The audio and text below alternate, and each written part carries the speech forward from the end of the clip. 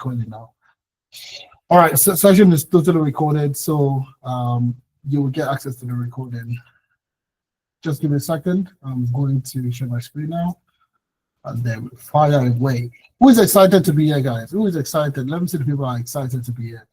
If you're excited to be here, put a 1 in the chat. If you're excited to be here, put a 1 in the chat. Just put a 1 in the chat if you're excited to be here, guys. Just a number 1. Number 1. I only have one person that's excited. What's this? What's happening, guys? What's happening? What's happening? Should we call it a day? You don't want to see the inside of a recruiter? Is that what you're trying to tell me, guys? Only 6 people or 5 people. I need more people. We have 45 people on the call. So who are the people that are excited? I should at least get 20 people. I should get like 21 in the chat. At least. Okay. All right. But anyways, I just want to make sure it's as interactive as possible. So, I went to stop presenting. I need to present. All right. All right. So let's fire away. Let's jump straight into it. Okay. Let's jump into the session. So we're going to be talking about inside the mind of a UK recruiter, why they say no, and how you can change that. All right. Why they say no? Why do recruiters say no to you or to anybody that you know? Maybe not to you, but we'll talk about different stages and where they might be saying no to you. Okay. So inside the mind of a UK recruiter, why they say no and how you can change that. Okay. And we'll talk about key strategies of you landing your first tech role. Okay.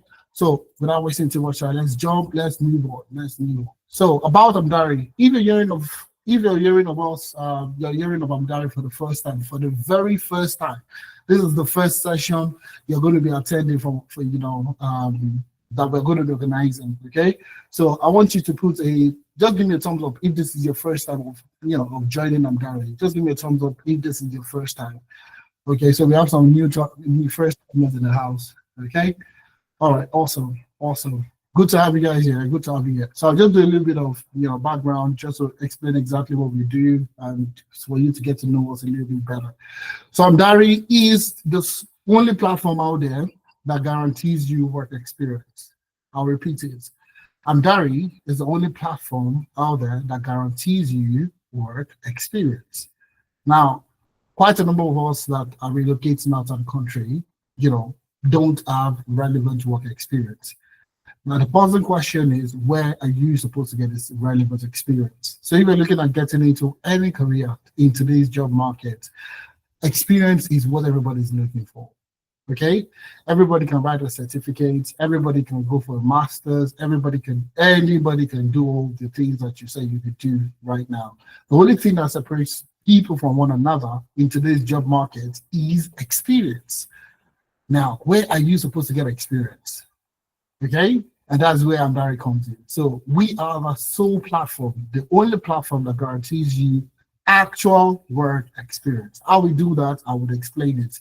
If you wait to the end of the session, literally that would be a session on its own. Okay, but we'll explain to you how they guarantee you actual work experience, relevant work experience. Okay, so all the first timers in the house, thank you very much for taking our time to join us today, and also the people that are returning. Thank you very much for joining today's session. I really appreciate you guys, and I'm really, really excited that you're here today. All right, because we're going to be talking about quite a number of things. Okay, and I'm going to be exploring quite a number of options, quite a number of things. It's going to be centered around 4 critical areas. Okay, first of all, we're going to talk about inside the mind of a UK recruiter. Okay, and why they say no. Why do you always get a rejection email? Okay. We'll talk about that and how you can change it. Okay, so these are the things that you can learn today and implement in today. You can start to implement these things today. Number 2, the pathway to becoming a tech professional and securing a job. Okay, the third one is the Amdari Work Experience internship, and that's exactly what I said earlier. If you wait to the end of the session, you get to know more about the internship and the work experience program. And number 4 is for people that wait to the end of the session, you also get a special offer. You get a special offer. So number 1, inside the mind of a UK recruiter. So if you are looking at getting a job in the UK, All right, we're going to be exploring quite a number of things that recruiters actually do, and the things that you can start to do today to ensure that you have a better chance of getting a job. Okay, so that's what we're going to be discussing. Now, this session is recorded, like I mentioned earlier. It's going to last for the next 1 hour 30 minutes at the maximum. If we have questions and everything, it's going to take about an hour 30 minutes at the maximum. So I just need your attention for the next 60 to 90 minutes, maximum 60 to 90 minutes. And I can tell you that's why I want to make it as interactive as possible, so that you listen and you can start to implement these things today, not tomorrow. You can actually start this night. If it's 8 p.m. in the UK. Yes, you can start implementing it tonight, not tomorrow, not next week. You can start to do it today. So all you need to do now is, in order for you to get access to the recording, we have an attendance. Okay, so fill the attendance and the link to the recorded session will be sent to you. Okay, so please, all you need to do to get access to the recording is to fill the attendance. So my colleague is dropping the link in the chat. Please fill the attendance and we would send the recording to you. All right. So let's go. Let's jump straight into it. Who is Ifemena Ipro and why am I the person speaking to you today? Why is it me that's speaking to you today? Do I have the experience? Do I have the knowledge? Do I have what it takes to deliver today's session? And I would say yes. Okay. So my name is Ifemena Ipro. I studied economics in my undergraduate. Okay. And the reason why I'm saying that is just to tell you that I'm not coming from a technical background. I didn't start as a technical person. Okay, I studied economics in university. My first job also was nothing technical, was nothing tech related. I started working as a management consultant in Lagos, Nigeria. I did that for 4 years before I decided to relocate. And I was also looking for a job. And eventually I was able to get my first job as a business intelligence developer. Okay, and you see, the pathway from learning to get to my first job was very challenging. I would say it took me 2 years to get my first job within the tech space. Okay, it took me 2 solid years of work, reading, failures in order for me to get my first job within the tech space. And the reason why I'm saying this today is just to motivate you guys. So you see a lot of people trying new careers, okay, and they don't get a job within a month and they try to quit. Okay, I don't think this thing is for me. Okay, and you quit and you run away. You never know. Okay, so it took me 2 years to get my own first job.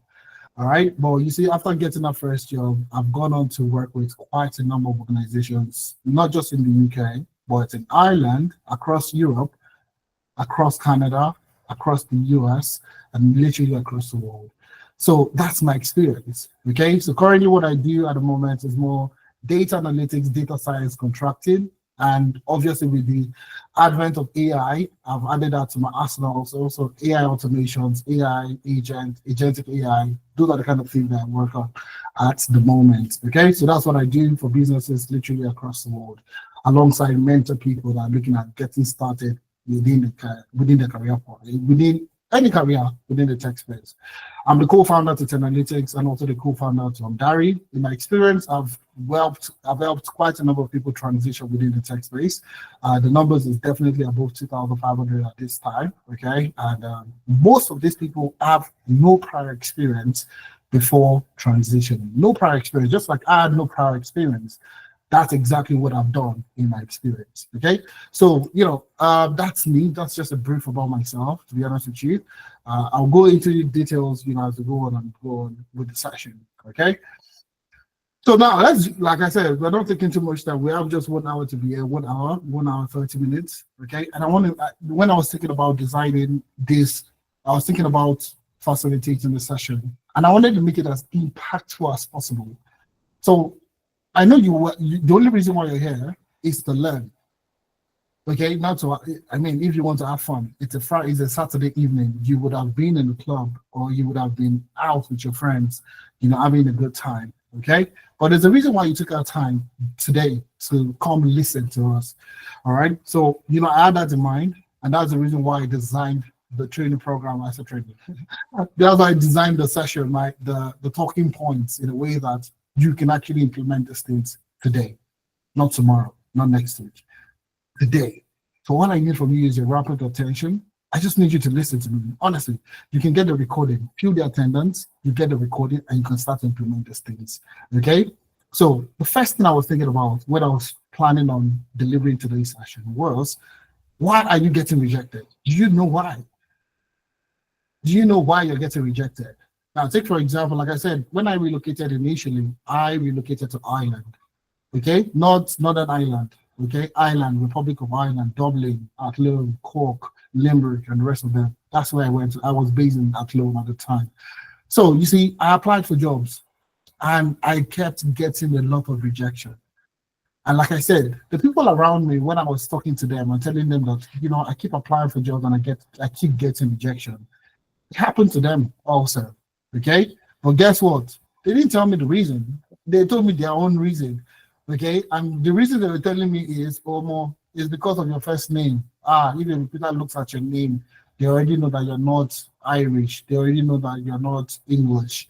So they are very skeptical. That's why you're getting rejection email. So some of them recommended I change my name. Okay, most of them recommended I change my name. If you change your name from Ifemena to something else, an English name, put it there. So they are confused. Let them get to you, let them get to see you during the recruitment, during the interview, then they can make a decision. Now, some people with the opinion also that it was your accent, the way you sounded, the way you talk, the way you talk, the Nigerian accent, okay? Even though it doesn't sound like you have an accent, but, maybe they hear some kind of accent, and that's the reason why you're getting rejection. And it's just, there are so many reasons people gave. So many reasons. UK experience, Ireland experience, and all those things. You have never worked in the country, so you need to work in the country. Put it on your CV that you're working in the country. That's when you know that, okay, yes, you can actually work with other Irish people. You can work with other UK people, other British people. So you see, most of us don't really know why you're getting rejected. Most of us don't know, to be honest with you. We honestly don't know why we're getting rejected. Some of you might feel like my experience is not good enough. My experience in Nigeria, my experience in Ghana, my experience in India, my experience in whatever part of the world, really, it's not relevant in the UK. And that's what you think. But what you think and reality are two separate things entirely. So you see, that's the first thing I wanted to tackle. Why are you getting rejected? Why? Do you know why? And that's what we're going to explore. So first, let's discuss how recruitment works. So you'll know exactly how you're getting rejected. It's not your name. It's not the things that you think about. We'll explore that every single thing in today's session. But first, let's discuss how recruitment works. Okay? So not just about the recruiter, but how recruitment works. Now, this is your own side. This is what most people think. UK recruitment in one slide. Now, where are you stuck? I'm going to explain 4 things, okay, before we go into the process and everything. Where are you stuck? I'm going to explain 4 things and tell me exactly where you're stuck. We have people that are stuck in A, okay? People that are stuck in A. So if you apply for jobs, you constantly get rejection emails. Nobody ever calls you for an interview. All right? You apply for a job, 5 seconds, 10 seconds, 1 minute, 2 minutes, 10 minutes later, you're getting a rejection email. Or better still, you don't even get a response. So people call it ghosting, okay? So you are ghosted. People don't just respond to you. So you apply for a job and you keep getting rejection emails or you keep getting ghosted. Basically means your CV is bad. It's not about your first name. It's not about your last name. It's not about your accent. It's not about where you come from. It's none of those things that you think about. Your CV is just bad. Okay? Your CV is just bad. So that's the first set of people. The second set of people are the people that never scaled through the first level interview. So you can submit your CV, you have a very good CV, you get somebody to work on your CV, the CV is good, okay? You use it to apply for jobs. Some recruiter calls you, okay, but you never get past the first level. That's another set of people. Now, what that means basically, from my experience, okay, is you are not good at interviews. It's as simple as ABC, okay? If your CV is good, you are getting calls from recruiter, but that first call, once you do the first call, nobody reaches out back to you. That's the end. Okay? It never goes past the first level. Basically means that you are just terrible at doing interviews. The third one is if you constantly get dropped at the second level. So the first level, they call you, maybe you did very well, and you get into the second level. The second level is usually with like a team lead, the person you're going to be working directly with, or a member of a team. Okay? So this person basically wants to know if you have the right experience. So if you get dropped at the second level, it basically means that you don't have relevant work experience. That's the second level interview. So if you keep getting dropped at the second level, it means you don't have relevant work experience. Now, the fourth set of people are the people that get dropped at the third level. The third level of any interview process, of most interviews, I won't say all, most is the technical side of things. Okay? So if you keep getting dropped at the third level, it means that your technical skills might not just be as good as you think you are. Okay? So you are not just technically sound, or you're not as technically sound as the industry wants you to be. So you see, these are the four levels where people get stuck during the recruitment cycle. Number one, you don't even get any calls. You're just getting rejection emails. So that's the first level. And that one, your CV is just bad. Then the second level are people that get dropped at the first level. Basically means you just don't know how to interview. So when the recruiter calls you or they schedule a call for you for the first level, you wing it. You freestyle. Okay? Oh, when I go there, I'm just going to talk about myself. I'll talk about my experience and all the things I've done. Then the third set of people are people that don't have relevant work experience. Okay? And the third set of people are the people that are not technically sound. As technically sound as they should be. Okay? So now looking at this level, you need to be honest with yourself. Where do you think you're stuck at this point in time? Let's make it interactive. Fire, let's go. I want energy. I want you guys to give me energy, guys. I don't like the way you guys are just feeling. Is it because it's the weekend? So should I play some music for you? Hopefully. All right. So A and B. Charles is A and B. Francis is B. Okay. So why are you stuck? Don't be shy. Your comments are not taking. All right. Doctors give me a thumbs up. Where are you stuck? Tell me. Are you stuck in A? Are you stuck in B? Are you stuck in C? Are you stuck in D? Where are you stuck? That's what I want to know. Okay. So B, C, D. Let's go. Yes, I like that sound. Okay. A and B also very good. Okay. I don't get a call back after screening calls. Fantastic. That's also very important. That's also the same thing as stuck in B. So number A, doctors A. All right, awesome. So you see, these are some of the reasons why you might be getting stuck at those levels. Number one, your CV. Number two, interview preparation. Number three is relevant work experience. And number four is your technicality. How technical are you? All right. So now let's explore what recruitment looks like. Now let's explore what recruitment looks like. Now, this is what most people think. This is what I thought initially. Initially when I started applying for jobs, when I relocated, this is what I felt it looked like. So you see, this is you, okay? And you're currently looking to land a project management job, okay? So it might be project management, it might be data analytics, it might be cybersecurity, it could be any job. But basically, you're currently looking for a job. Now, the next thing is you see a job that you like, and what do? You apply. It's as simple as that, okay? You have the freedom of application. So you see a job that you like, either you like it, you don't like it, you feel you can do it, you feel you can't do it, you can apply, okay? Now, what I felt happened was whenever I applied for a job, there was a recruiter that would read my CV, okay? So the thought process was when I applied for this job, okay, when the recruiter sees my application or sees my CV or reads through my CV, they would know I can do the job, okay? All right, these are the things I've done in my past experience. When they read my CV, they will know I can do the job. That's the way I thought. And that's what most people think also. Okay, but that's usually not the case. Because most recruiters manage an average of 250 applications per job post.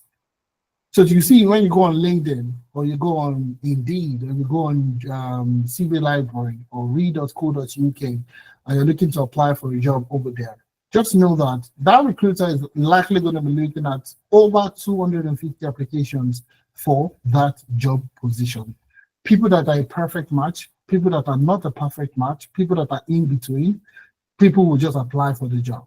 Do you understand? So recruiters manage over 250 applications per job post. Now, do you think a recruiter is going to look at 250 applications? Let me ask you guys. Do you think a recruiter would spend time to read 250 applications for a job post, for just one job post? No. Okay, so Anthony, I want to, like I said, you can give me a thumbs down, a thumbs up, or a no, or yes. I want you guys to just interact, okay? All right. So you see, recruiters don't have that time. Nobody has that time. Just imagine you're a recruiter and you apply and you are currently looking to hire a project manager. Would you spend the whole week reading 250 applications? Answer is a blatant no. Nobody reads your CV when you apply for a job. Nobody has that time to read your CV. Okay? So no recruiter has the time to read through all these applications. So you see, like I said, when I was applying for jobs back in the days, okay, there's this assumption that I want to have a master CV. I'm going to get a master CV. A master CV that if anybody reads it, they will know I can do the job. So I was looking at jobs within data analytics, within data science and all that, okay? So you see, I had my CV had data analytics, it had data science, it had data engineering inside. Inside one CV.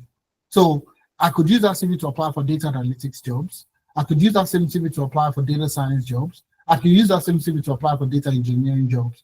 Well, guess what? I kept getting rejection emails. And that's exactly my thoughts. I thought that there was somebody that will read it. When the recruiter looks at my CV, they read my CV, they will know I can do the job. But the honest fact is, no recruiter has the time to review or read 250 plus applications for just one. Okay?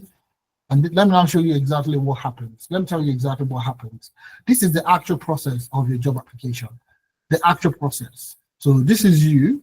You're currently looking to apply for a project management job. Okay? And what do? You see a job that you like, you feel you can do it, you apply.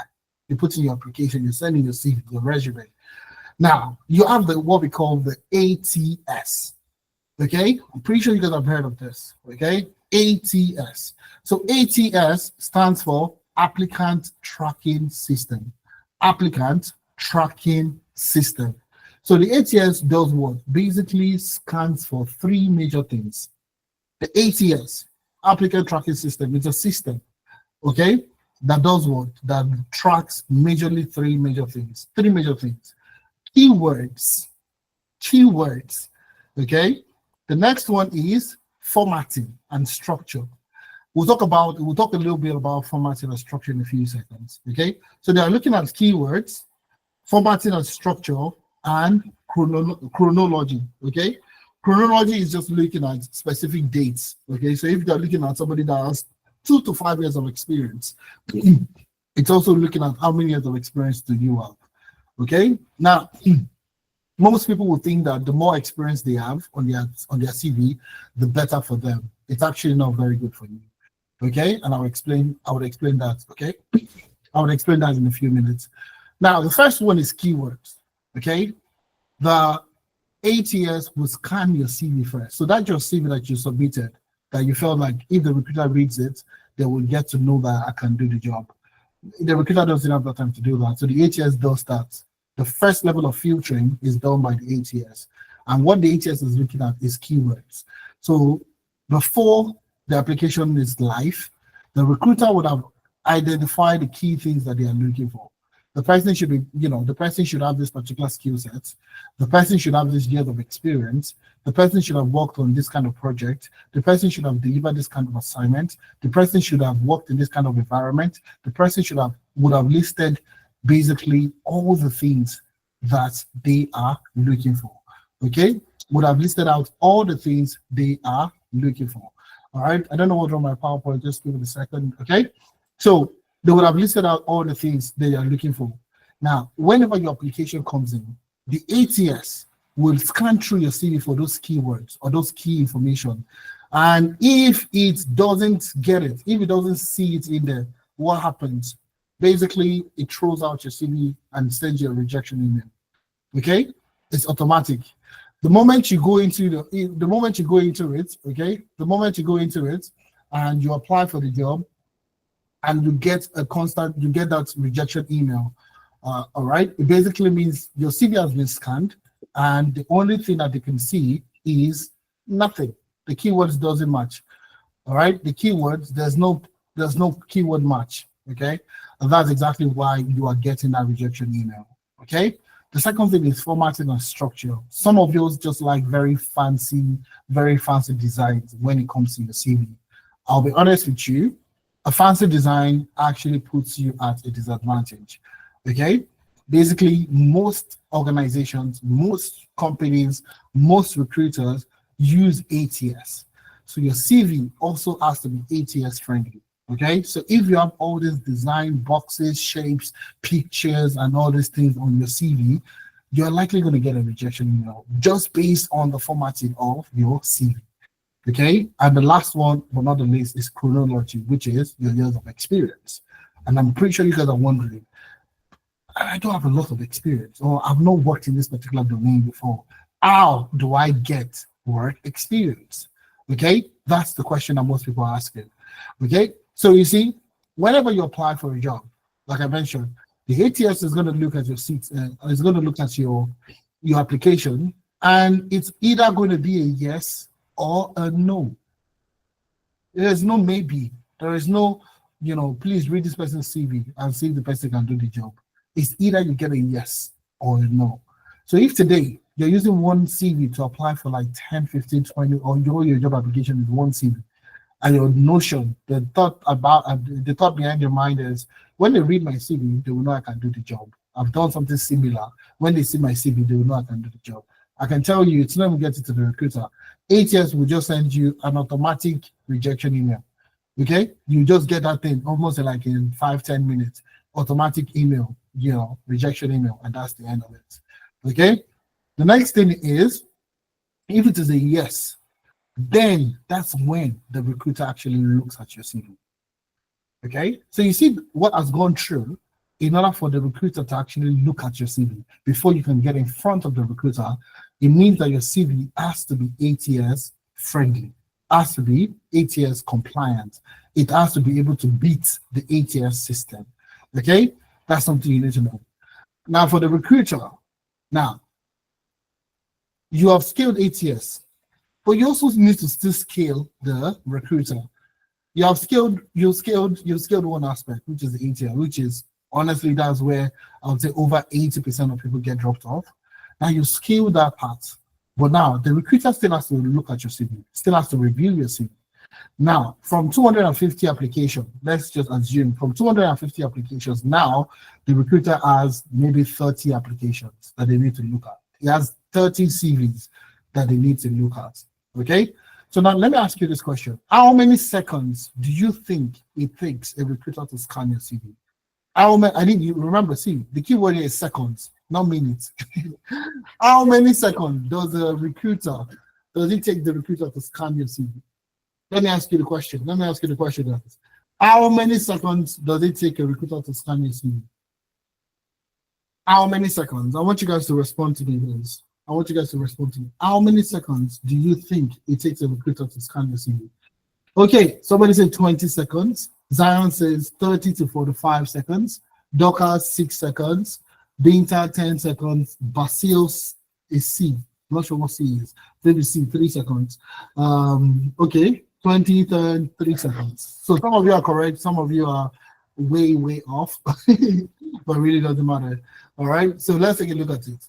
All right, it takes less than 10 seconds if a recruiter wants to look at your CV very well. So there's a difference between the first scan, the first thing they would do, most recruiters would do, is not to read your CV. The first thing they would do is not to read your CV. Like I said, this is something that I have done. Okay. All right. So if I'm looking to recruit, okay, for a role that I want to fill in, okay, like I said, what I do currently now is more contracting. So I work with a company. Let's say I work with a company in the UK. Some of them I can't disclose just because of the kind of contract we signed. Okay. So take, for example, I work with a client in the UK. Now, let's say I do some kind of digital transformation project, okay? So revamp the process, the data analytics team, the way they do their reports, infuse a little bit of AI, data science, machine learning, blah, blah, blah, do all the things they need to do. Now, I'm a contractor, I'm not a full-time person. I'm only coming in to design and implement. So there's somebody that has to come in to keep the momentum going. So I have to stay back to recruit that person. Most of them I stay back to recruit as part of the project, okay? So you see, when people turn in the application, people's ATS, first of all, filters and all that. I have my own AI employee that does that particular thing. I'll probably do a session on that in the future. All right. So the AI employee is my ATS that basically reads the CV and spits out if it's good, if it's bad, and send it to me. Okay. So once I have all the CVs, the first thing I'm going to do is scan. So if I open your CV, the first thing I'm going to do first is scan. And that's what we're talking about today. Basically, the first scan is less than 10 seconds. It's usually between 6 to 7 seconds. Okay, it's usually between 6 to 7 seconds. Now, what is this recruiter scanning for? What would I be looking for? If you were me, if you were the recruiter, what would you be looking for? You're going to be looking for keywords. I'm looking for somebody that has worked with Splunk as a cybersecurity professional. I'm looking for somebody that has experience in a particular domain, FMCG, banking, finance, whatever the case might be. Okay, that's what I'm looking for. So when I'm looking at your CV, I'm scanning to see where you have mentioned these keywords. Okay, so if I can see like 3-4 keywords that match the things that I'm looking for, then I will take out time to read your CV. Okay, but I won't. The first option is not to read your CV. The first option is to scan your CV. So you see where these keywords appear consistently every single time, okay? And that's exactly what you need to understand that.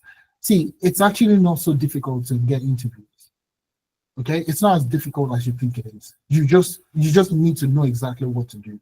You need to know exactly what to do to get interviews, to get past the first barrier, okay? Which is getting let them even call me first, okay? Is just having a very good and standardized and tailored CV. If you're with me, give me a thumbs up, guys. If you're with me, please give me a thumbs up. Now, remember, the sessions are recorded. This session is recorded. If you want to get access to it, please just fill the attendance form.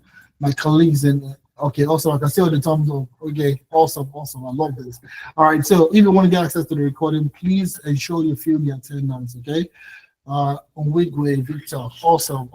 It seems like little Victor I enjoyed my session. Victor and Francis. Okay. All right. So now I decided to put this in here so that you can bring it up. We can all the things we were talking about, we can bring it up a little bit better. So now let's take it, for example, you have a Mercedes-Benz, you bought a car, okay? All right, brand new Mercedes-Benz, okay? And now 3-6 months after riding your Benz here and there, moving around, day-to-day operations and all that, you need to take it for maintenance. You need the maintenance, normal oil change. You need to run the body work. You need to do some work on the body, on the car itself. So you want to do maintenance on this your Benz, your Mercedes-Benz. So you open up an application to say that, okay, you want to see people, you want to get applications of people that have, applications of people that can help you with maintenance. So you got some applications, okay? Let's say you got 3 applications. Now, Michael is the first person. So Michael sends you the first application. Now, Michael has experience fixing Toyota, Lexus, and Honda. That's the first person. Now, the next person is Susan. Susan has experience fixing Mazda, Hyundai, Kia, and BMW. Now, the last person, but not the least, is, I forgot to change his guy's name. Let's call him Francis. Francis has experience fixing BMW, Toyota, Kia, and Benz. Who would you go with? Who would you go with to fix your car? Let me see. Let me see the people that will choose. Let me see what people will choose. So who would you choose? You want to fix your Benz? You want not fix? You want to even just do normal, just a normal oil change. Okay, the normal oil change. You want to make some adjustments, your maintenance, and all that. And you have these three people here. So we have mechanic A, B, and C. Who would you go with? Would you go with Michael? Would you go with Susan? Or would you go with Francis? Okay, C. So everybody's going with C. Everybody's going with C. That's interesting. Why? Anybody want to try? Why are you going with C? Why C? The last guy. Why C? So we have A, B, C. Why would you go with C? Why would you go with C? Experience. Really? Okay, fantastic. Okay, experience with Ben. It's fantastic. I love that. Absolutely spot on. So you go with the person that has the most, the one that has the relevant experience. Okay, so even though Francis has fixed BMWs, has fixed Toyotas, has fixed Kia, Benz is also there. So that's what is distinctive for you. Okay, this person has the experience that I need in order for them to do the job I'm looking for. So you see, what happens when you apply for a job and you don't have relevant experience? That's why you're getting this, and this is one of the major reasons why you're getting rejected. Okay, so you see, like I said, I worked in the warehouse. When I was looking for it, before I got my first job, I was working in the warehouse. Okay, so you see, people told me that, okay, I should put that warehouse job on my CV and apply for jobs. Recruiters want to see that you're working in Ireland. Recruiters want to see that you're working in the UK. So that care job, that server job that you're doing currently, or that job, that's menial job that you're doing, that survival job that you're doing at the moment, put it on your CV. They want to see that you can work in the country. See, that is the reason why you're getting a lot of rejection emails.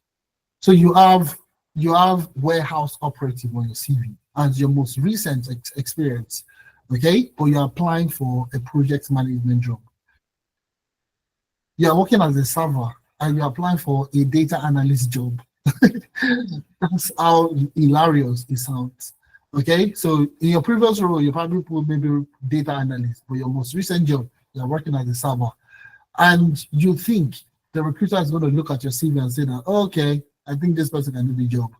I'm going to take a chance on this person. That's the way it sounds. So if you cannot take a chance on Susan and Michael to say that, okay, Susan has worked with quite a number of brands, okay? Michael has done the same thing. Let me take a chance on Michael to fix my car. You don't want that kind of person to fix your car. You want somebody that has the relevant experience to fix your car. So why do you think recruiters want the same thing? Why is it bad for them to want the same thing? That's exactly what you need to understand. That's the same thing why you're getting, rejections and all that. So you see, it's as simple as that.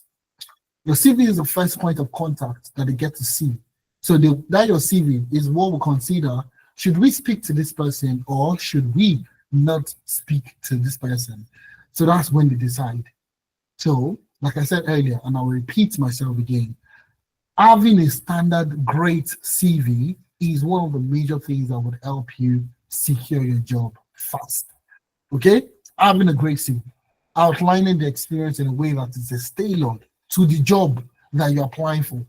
So if they're looking for a business analyst within FMCG, my guys and ladies in the house today, your CV has to reflect that you have experience with FMCG and business analysis. Okay? So you've worked as a business analyst or you've done projects as a business analyst across different roles in the bank. You've done that in the bank. But you now want to apply to FMCG. Okay? It's just like this example that I have here. You have a Mercedes, which is FMCG. Okay? Your own experience is in bank, but you want to get a job in FMCG. All right? You need to showcase how that your prior experience relates to FMCG. Okay? You need to find a way there's a correlation somewhere. And that's where quite a number of people don't know that they need to do that. Okay? But that's exactly what we're talking about today. Okay, so moving on quickly.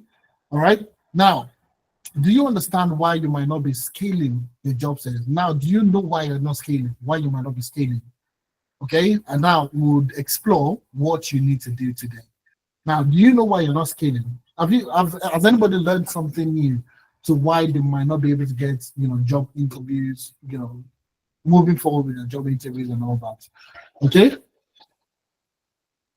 So do you know why you might not be getting job interviews? Why you might not be getting interviews or getting callbacks from recruiters and so on and so forth? Just give me a yes in the chat if you know. And if you don't know yet, still give me a no regardless. I would like to know why. Okay. All right. So scale your job search. Scaling your job search, and what do you need to do to explore that in today's session? All right. All right. So before we go into all that, okay, I would like to explore some Amdari success stories. So people have gone through Amdari and they've gotten a job. Okay. What did we do differently for them? Okay. What were the issues that they faced initially and how did they overcome it? Those are the things that we need to talk about. So we have Francis over here. Okay. Francis Afua. You can check him out on LinkedIn. So you see on his experience, okay, on his LinkedIn experience, you'll see project management consultant with Amdari, okay? And you can see there, just a few months into the training program, into the internship, he was able to get his first job working as a project manager with Deloitte UK. So imagine you coming from another experience, going through the program. He has learned, he has gotten experience, he was able to work on projects, he was able to deliver successfully on different projects, and was able to gain the experience that is required for him to get a job. And this is him chatting with one of our specialists in the house, okay? That's Brown. So you see one name, I just got a call from Deloitte that the interview was successful, start onboarding in August. So Francis is going to be starting his new job this month. Okay, and you see, my intern just landed a PM job at Deloitte. That's Deloitte UK. So you see, majority of the job search that you're doing today might just be flawed because of the way you approach to getting started. The approach to getting started. Okay, so all you need to do today is as simple as what? Get started. Have a great CV. Have a great profile. Get the experience that is required for you to get your first job. That's exactly where Amdari comes in. All right. And that's not the end. It's not just Francis. We have quite a number of people. Okay. We have Akoyemi also. So Akoyemi, you see, completed a master's in data science and analytics. Also, she graduated with a distinction in this particular master's program. But she still found it very difficult to start on a job, to land on a job. And currently she landed a job as a data analyst through Amdari. Okay, so she went through the internship program and she was able to land a job. She had relevant work experience through the internship, and that is exactly how she was able to land her first job. So let's take a few seconds. I just want to play some critical things here for you to listen. Okay, so I'll play this video so you can actually listen. Just a few minutes, less than a minute actually. Okay, so I want to share this with you so you can actually listen to it. Okay. So just give it a few seconds. I'm going to share this so you can listen to it properly. Okay? So I'll fast forward. Congratulations. So I just want to. And then I came to the UK for my master's in data science and analytics. I graduated with distinction, and you will think like, okay, after graduation, you will get the job. Yeah. Application upon application. Yeah. And then you won't even get any reply, no response at all. I think they call it ghosted, like they actually ghosted you, that sort of things. And then you just, even after spending a lot of masters, you are just trying to keep on upskilling yourself, because in the tech space, if you close your eyes, by the time you open it, the world is far, far ahead of you. So you have to keep on upgrading yourself, keep on being on the top of you again. Yeah, so Amdari, like I told a friend of mine a few weeks ago, that one of the best decisions I made this year is Amdari. And I'm happy, sincerely. Actually, so how would you say that your experience at Amdari, from the projects you worked on to the mentorship and all of that, helped you go from being a job seeker to being job ready? Yes, like I said earlier, that one of the best decisions I made this year is coming to Amdari. Before I joined Amdari, I think I was in a meeting. I think the first time I saw Amdari was on. So this video is up. I have the link in there. So I don't want to spend too much time, listening to this, listening to the testimonial. But yeah, the link is there.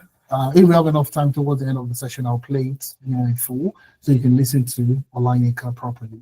But the key thing here you need to understand here is, this is somebody that's also had a master's in data science and analytics. Was applying for jobs, had a lot of rejections, and was able to secure a first job through the Amdari work experience program and internship. Okay, so what is different? What was different?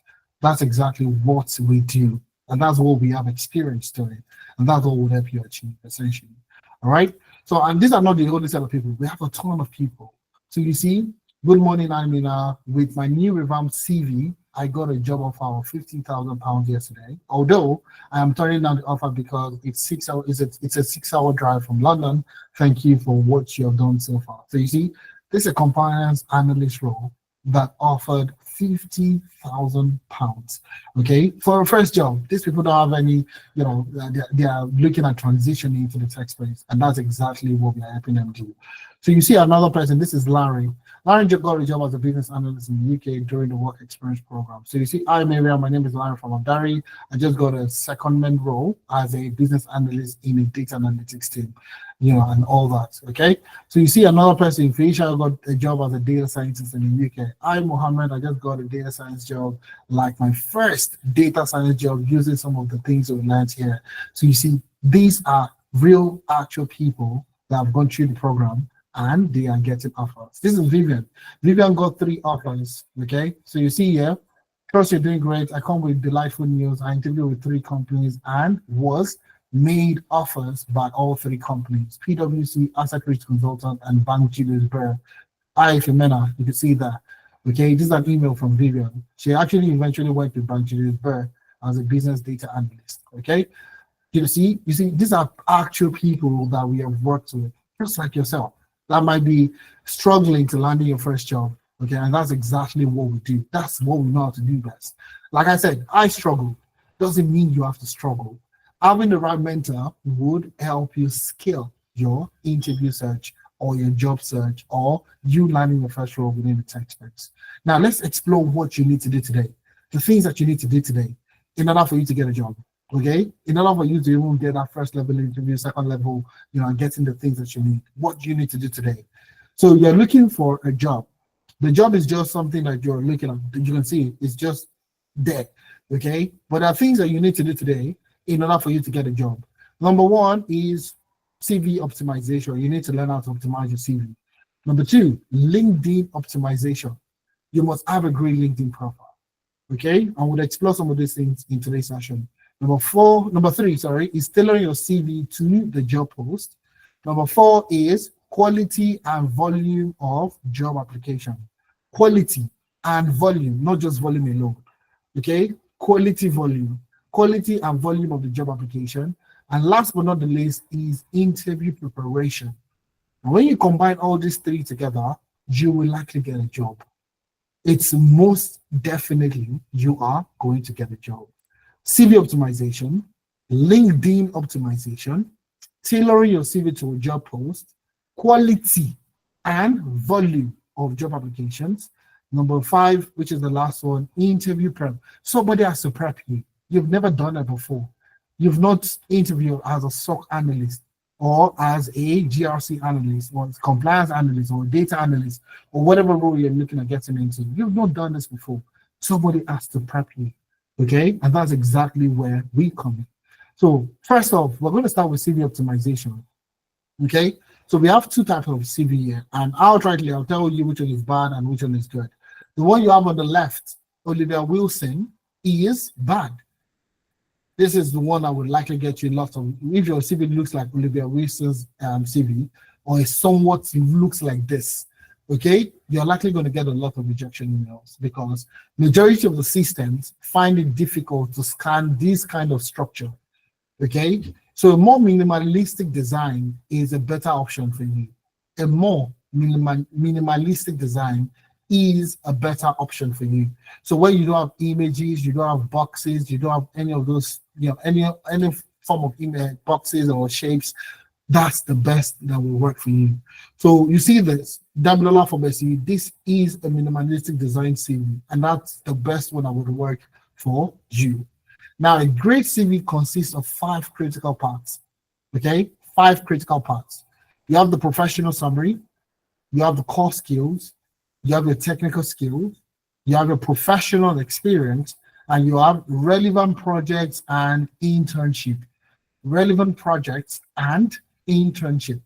Okay, these are the 5 critical parts of every CV. 5 critical parts of every CV. Now, for today's session, I'm going to be using a tool called CV Matchly, and I want you guys to try this whenever you have an interview coming up, or you want to start applying for jobs.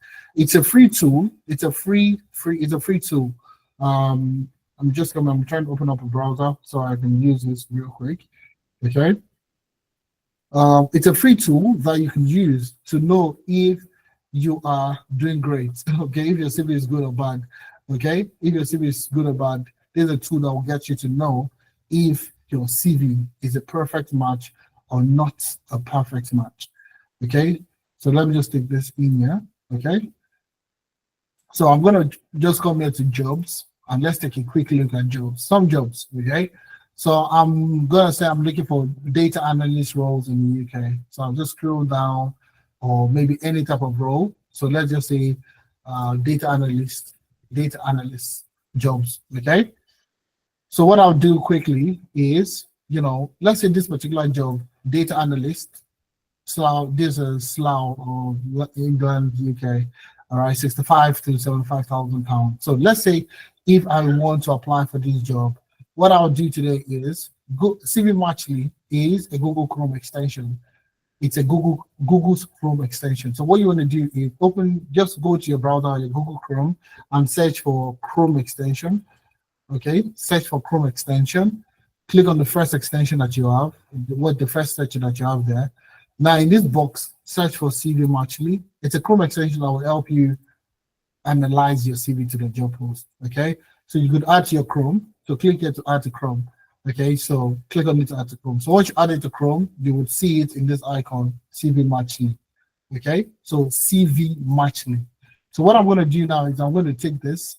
Okay, I'll remove the CV. I would add my own CV to this. Let me add a CV to this. Okay, I'll add my CV to this. So just add a CV. So I've added my CV and I would analyze.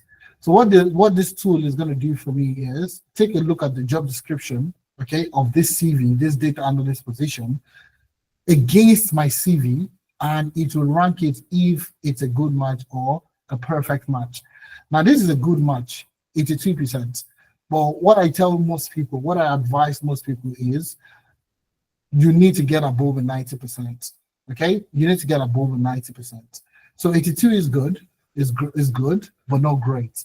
So 82 basically means keyword match 16 out of 20, skills coverage 81%, experience match 78%, which is good, okay, which is okay, but not great. So there are things that are missing, the key areas that are missing, okay? So you see Power BI explicit project use, recent experience, last 3 to 5 years as a data analyst, commercial mindset, finance team, office-based, ad hoc analysis, SME experience. So these are things that are missing from my CV at the moment that I need to work on, at this time. So I'm going to click on optimize, okay? And I'm going to click on generate optimized CV, okay? And this will help me optimize my CV. It will literally take the CV I uploaded, it will help me optimize the CV to this particular job post, okay? It will help me optimize my CV to this particular job post. So this is something that you could do easily at your own time. So I'm going to click on download PDF document, okay? And I'll open up the CV, okay? I will open up the CV. And let me just cancel this and go back to the CV. So when you take a look at the CV today, when you look at, this is the optimized CV. This is, you see here at the top, at this top part here, you see optimized CV, okay? Now with this optimized CV, if I take a look at it against the job board, it will be a perfect match. it's going to be like a perfect match between the two of them.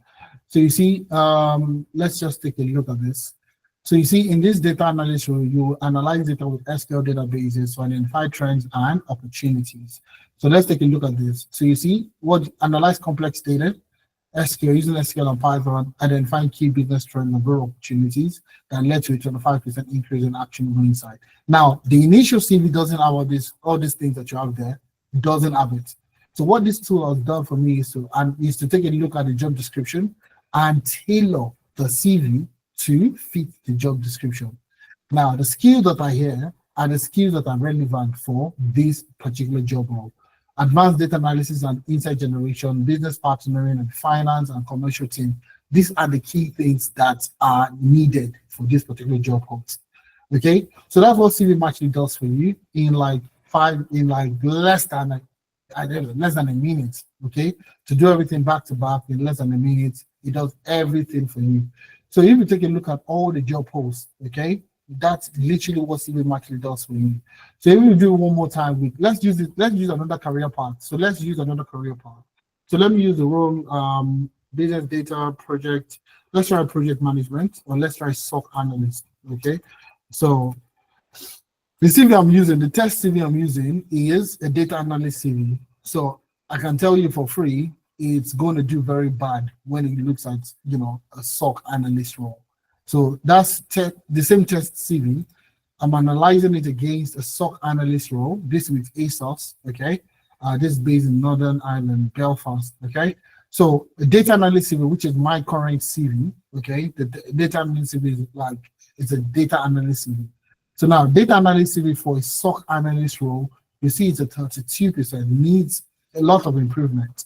Okay, so this tool allows you to analyze your CV. So if you feel like your CV is great, your CV is good, okay, I can use it to apply for any job. Okay, I have one CV, and I'll use that one CV to apply for all the jobs I want. Use this tool to test. Okay, for all the jobs that you've applied to, just go back, use the same CV Matchly to analyze to give you a rank. What percentage score do you have? So you see, keyword match 6 out of 20, skill coverage is 35. Experience match is 37. So this is very bad. This is not good. Okay, this is very good. The only thing that the keyword match, problem solving, communication, teamwork, AWS, Python, continuous learning, and data analysis. But everything that has to do with cybersecurity, nothing is there. So what I can do now is click on optimize. I would not recommend to optimize based off from a data analyst to a cybersecurity. It's not going to be good. Okay, it's not going to be absolutely great. But there's an optimization level that you can tweak, okay, to aggressive, okay, because my CV is data analytics, okay, but this is a cybersecurity role. So I can be aggressive with the rewriting in the sense that it's literally going to revamp my entire CV. But I don't want to do that. So that's why I usually would advise to have like a CV that is good enough, okay, that you could use for always optimizing. But I can click on generate optimize CV. And now you will see that the optimized CV would give you a tailored CV to the role. Okay, it will give you a tailored CV to this particular role. So it takes a few minutes. I'm going to click on download PDF document. And yes, it pops up here. Okay, so you see it here. Now the CV that was a data analyst CV, now you see it here. Result-oriented SOC analyst with extensive experience in data analysis, security management, monitoring, incident response across diverse industry. So you see the skills are different again. Security event monitoring. The skills again also very different. Act as a first responder for security event, anomalies and incidents, ensuring rapid triage and resolution to minimize risk exposure. So you see, this tool helps you tailor your CV, helps you analyze your CV first off, but also helps you with tailoring your CV. If you're learning something from this, please give me a thumbs up, guys. Give me a thumbs up, guys. Give me a thumbs up. I need to disable most people's videos, okay? Because I feel like quite a number of people.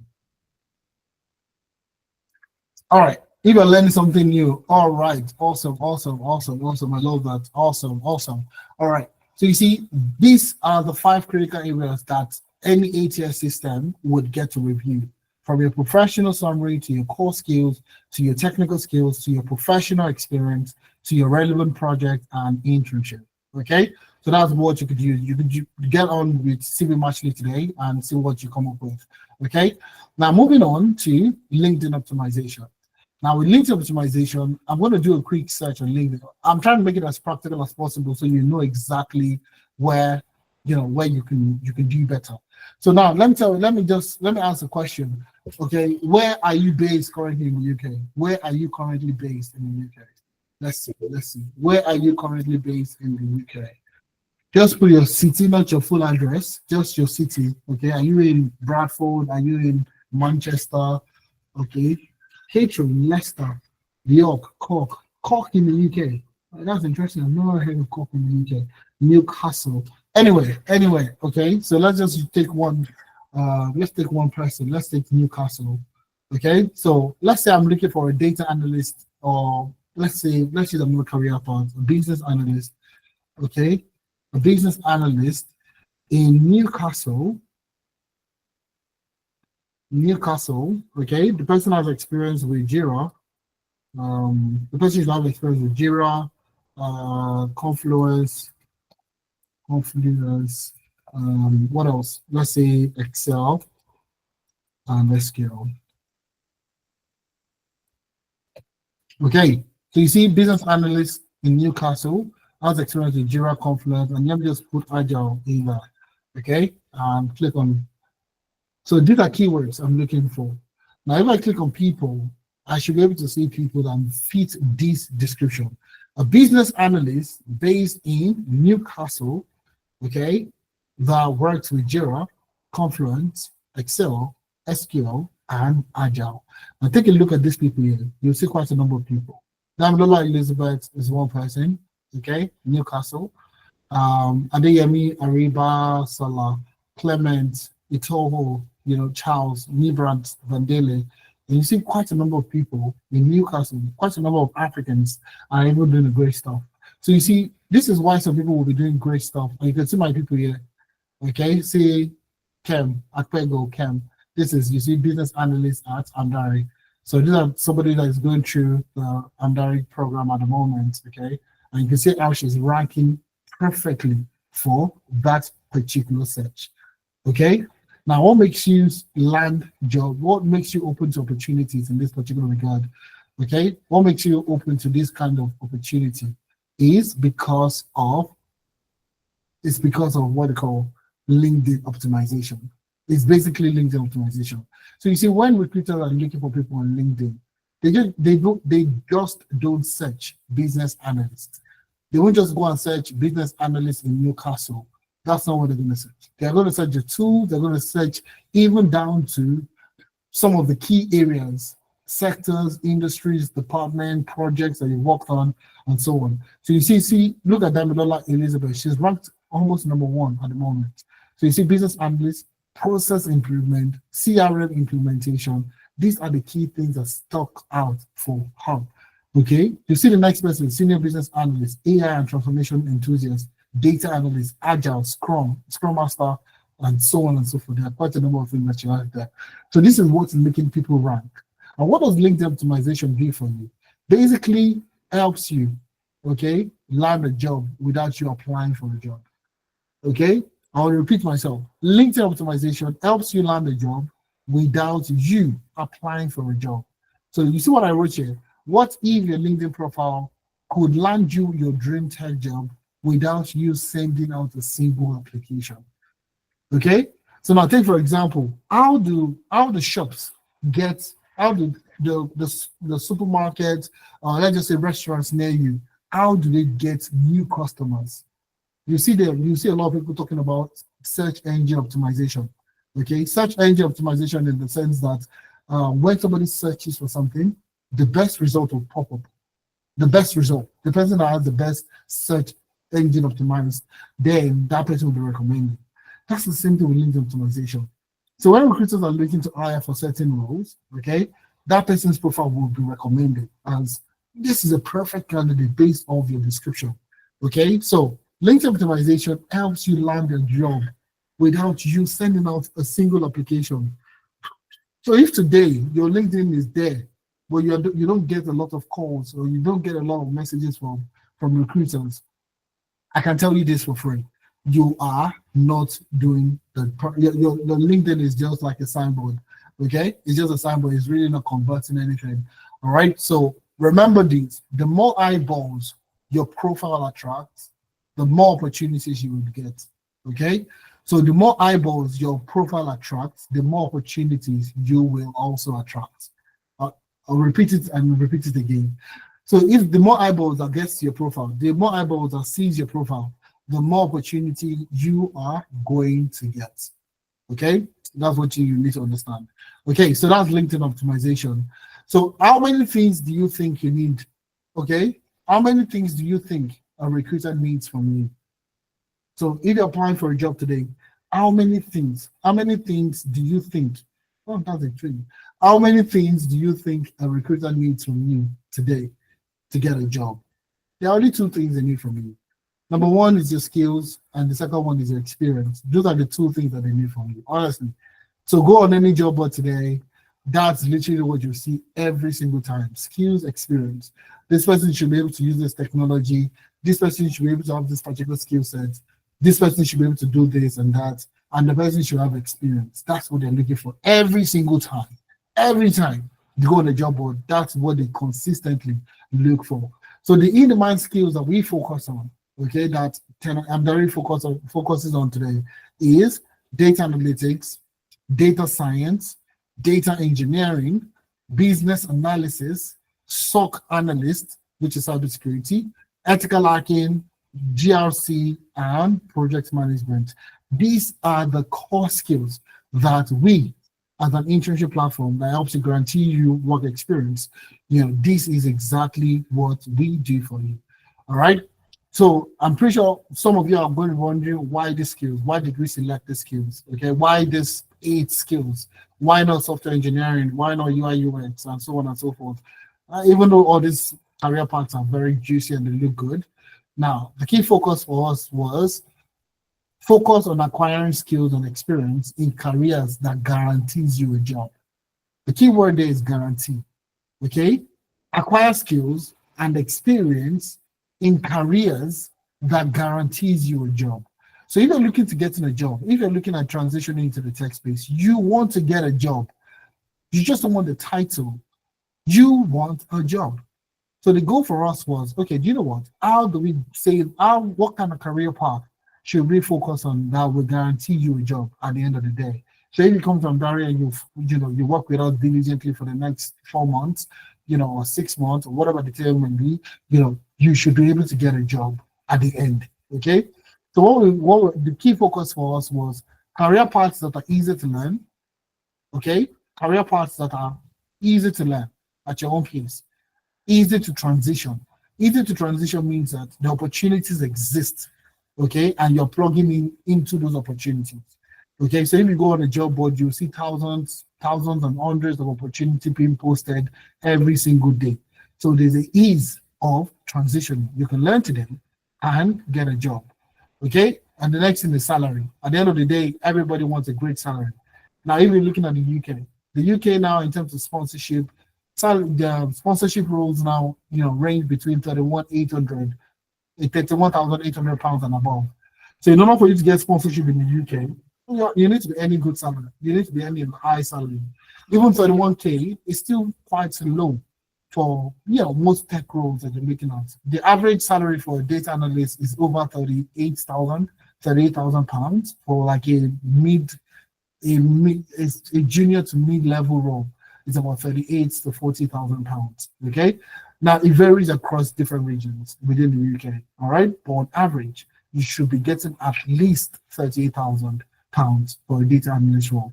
So high salary is one of the major considerating factors that you need to consider if you want to get a job in the tech space or if you want to get sponsorship. Okay. So we focus on these 8 career paths: data analytics, data science, data engineering, business analysis, project management, SOC, GRC analyst, and ethical hacking and penetration testing. These were the 8 career paths that we focused on. And you see, the goal for us, like I said, learning convenience, ease of transitioning, and high salary rate. Okay. So looking at this document, the document I have here, the Future of Jobs report, this was a similar report I read, that made me transition into the tech space. Okay. And it was talking about the future of jobs. This was back in the days. All right. But this is the one that came out this year, Future of Jobs Report 2025. And they talked about career paths that are going to grow and career paths that are going to decline. And if you take a look at the career paths that are going to grow and decline, you see here, career paths are going to grow and career paths are going to decline. Just give me a second, bring for lesser. Okay, yeah. So over here, we have career paths that are going to grow. And over here, we have career paths that are going to decline. So now we are focusing on the ones that will grow anyways. So you see, take a look at this. Data engineering, okay? We have big data specialists. We have data warehousing specialists. We have data engineers, and we have database and networking professionals. All right. We also have data analytics and data science. We have AI and machine learning specialists. We have data analysts and scientists, clearly spelled out. Okay. We also have cybersecurity. Under cybersecurity, we have security management specialists. We have information security analysts. We also have networking professionals. These are like core roles within cybersecurity. But we also have business analysis, business analysts. Okay. And we have digital transformation specialists. We have process automation specialists. These are core roles, okay, under the role of a business analyst. Now, bear in mind, this is not an Andari report. This is the World Economic Forum report. Now, if you're looking at getting access to this, please ensure you fill the attendance form. All these links are there. All the links are there for you to click on. So you see the Future of Jobs report is created by the World Economic Forum. So you see the link is there. Click here to download. I'm going to click on it to show you the documents, okay? This is the document in my browser, Future of Jobs Reports, okay, 2025, World Economic Forum, okay? And you see 290-page document about, people that are looking at career paths that will sustain them for the next 5-10 years, okay? So these are career paths: data engineering, data analytics, data science, business analysis, cybersecurity, HR analytics. We also have other career paths within data analytics that we would also talk about in a few seconds. We have business intelligence analyst. We have sales and marketing professional. We have supply chain and logistics specialist, and we have management and organization analyst. Okay. Now moving on again, we have data engineers. Okay, database architects, which falls into the domain of data engineers. We also have HR analysts and so on and so forth. Okay, just because of time, we'll just move on ahead. So now, the almighty job formula. If you're looking to get in a job today, based on all the things that we've spoken about, your CV, your LinkedIn, your mentorship, and everything, this is the formula that helps you land a job within the tech space. So number one, you have TEX plus E equals to a job offer. Now, I like to break these down so it's easy for you to always remember. TEX, okay? TEX plus E equals to job offer. So now what does this T represent? And what does EX represent? And what does E represent? Technical skills plus experience. Now remember, when I was talking about the Mercedes-Benz, you have a Mercedes-Benz, and you want somebody to help you carry out some maintenance checks on your car. You are looking for somebody that has Benz experience to come work on it. Okay? So the person has all the people that you have there, Toyota, Hyundai, Mazda, whatever car that you have there. These are quality experience. These are quality technical skills. But the experience that you need is somebody that has a Mercedes-Benz experience. So essentially, technical skills plus experience. Technical skills and experience plus employability skills equals to your job offer. And that's exactly what Andari does for you. So from your technical skills and experience to your employability skills equals to your job offer. Does that make sense? So now we're still going to break it down a little bit. So when we're looking at employability skills, there are quite a number of things that you need to take a look at. Number one is your CV. Your CV is the first thing that will guarantee if you get a job or not get a job. Okay? So if you're looking at getting a job in today's job market, your CV is the first thing that you need to talk about, that you need to work on. It's the first thing that you need to definitely work on. So work on your CV in order for you to get the best results from your application process. So remember, nobody has that time to read your CV. Nobody has that time and energy to waste and read your CV one after the other. So and let them make inferences if you can do the job or not do the job. Number two is your LinkedIn profile. LinkedIn optimization basically allows you to land a job without you applying for the job. Okay, recruiters will be the one to reach out to you to say that, oh, we have this opportunity open. Would you be available to take on this opportunity? Number three is navigating the job market. Now you're in the UK. What type of roles can you apply to? What kind of jobs can you do with your current skills, with your current experience? That's exactly what we talk about with job navigation.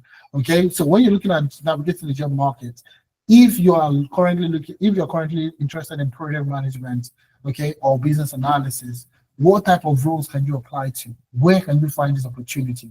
Take for example, I was talking to a couple of people just a couple of days ago, and I went online and I told people, read.school.uk. All right, and we did. Sorry, read.school.uk.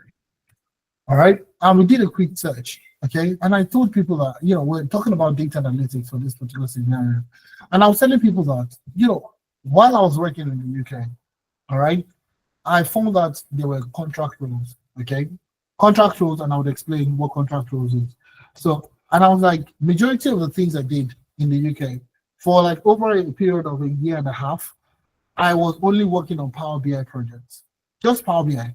That's literally what I did for like a year and a half, implementing Power BI for majority with quite a number of companies in the UK. So you see a lot of 6 months, 4 months, 9 months, depending. There are quite a number of projects like that exist. So if I come to job type, okay, and I put in contract, okay, you will see quite a number of contract roles. So this one pays about 400 to 420 pounds per day. This pays about 500 pounds per day. This is 350 to 450 pounds per day. All right, so I can select it to in the last 2 weeks. Okay, so you see 450 to 550 pounds. You see 400 to 450 pounds, 500 pounds. So you see some of these roles are quite a number of them are fully remote. So at the time, I was doing like 2, 3 of these roles at the same time. 400 from this one, 500, 700, as high as 800 in some roles. You can actually easily get those things. So you see, what makes you different from any other person is information. All right, navigating the job market. What kind of jobs can you do to get you the kind of salary that you're looking for? Now, it's Power BI. Anybody can apply for a Power BI. As long as you have the experience and you have the skills, you have the experience, you can apply for this kind of roles. And that's exactly what we're trying to explain to people that there are quite a number of things when you look at navigating the job market. Now, take for example, you're a data scientist. You can apply for data science roles, no doubt about that. And we have quite a number of people from our data science program that are getting jobs. Okay, you can apply for data science jobs. Okay, but in the same vein, you could also apply for what we call demand planning. Okay, demand planner or demand forecast, supply chain. You see, this demand planning is heavily on data science. It's not a data analytics job role.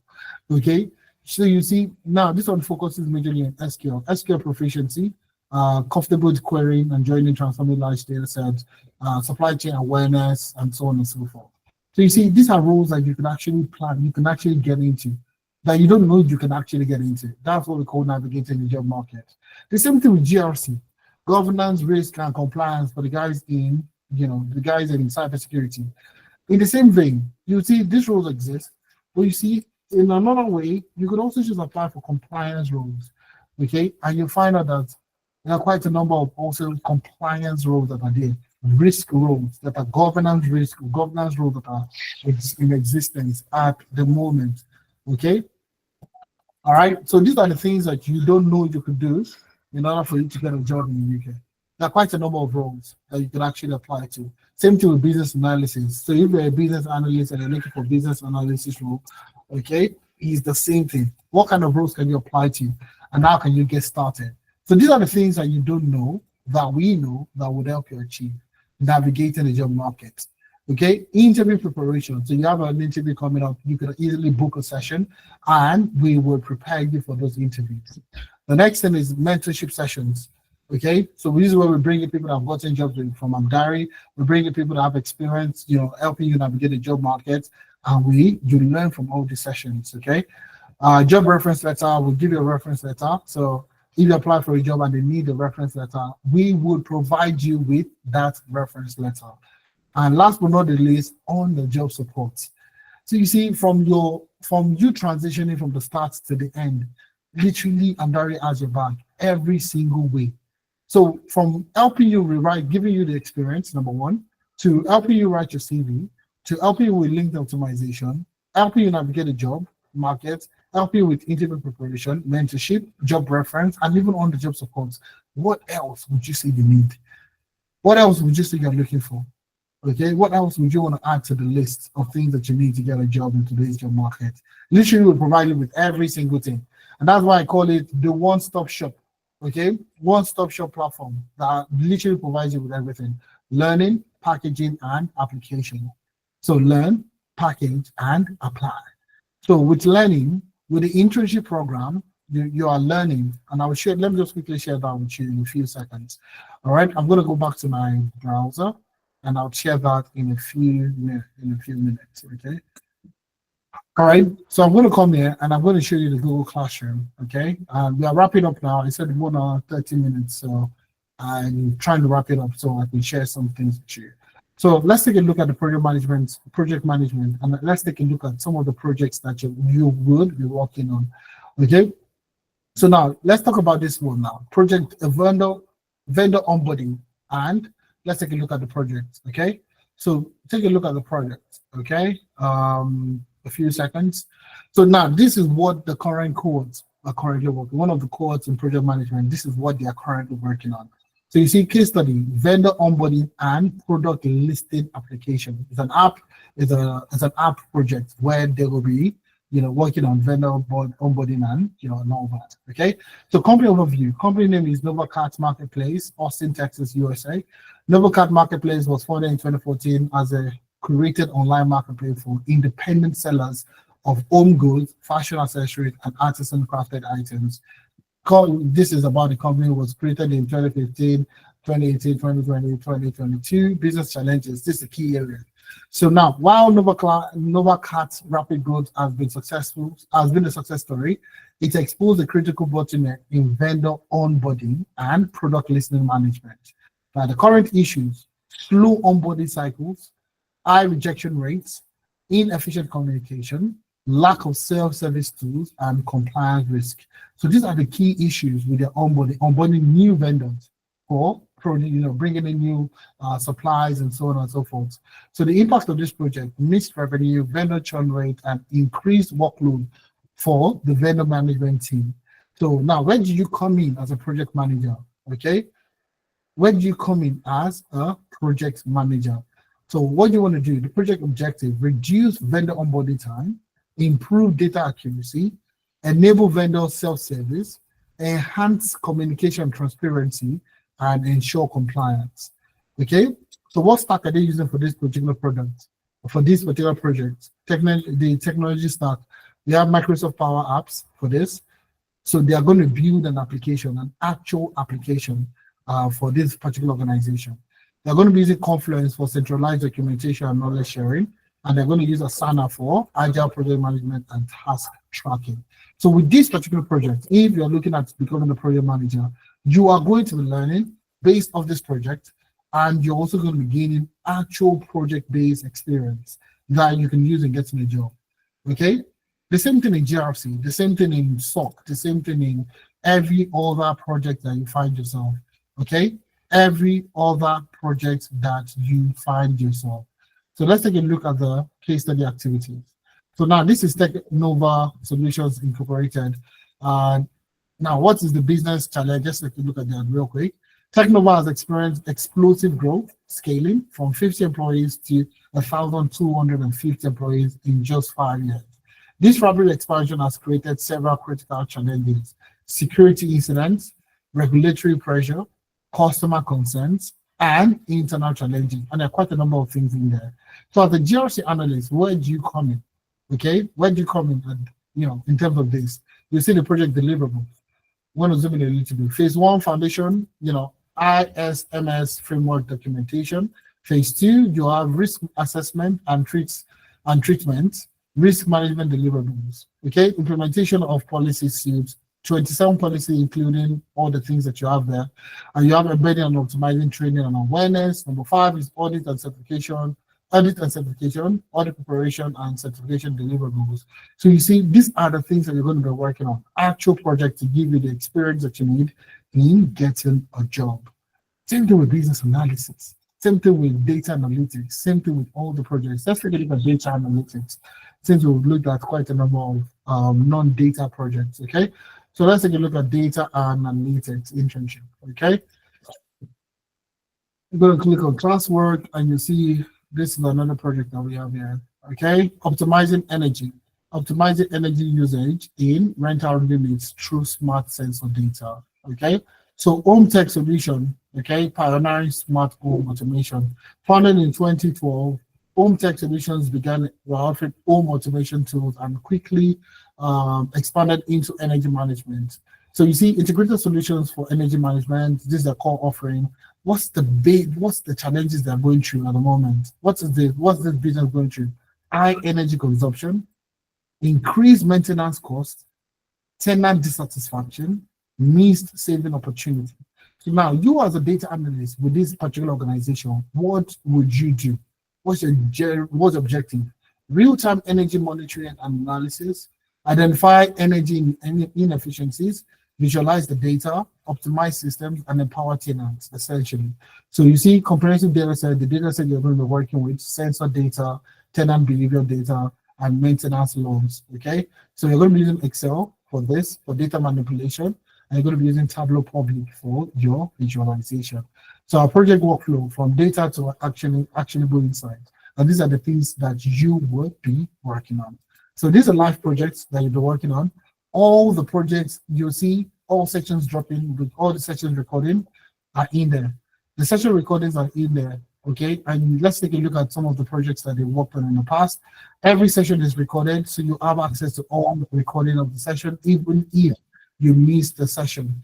Now you can see this is a presentation from the team members that they are currently working on. So you can see strategic recommendation. This is Kasham,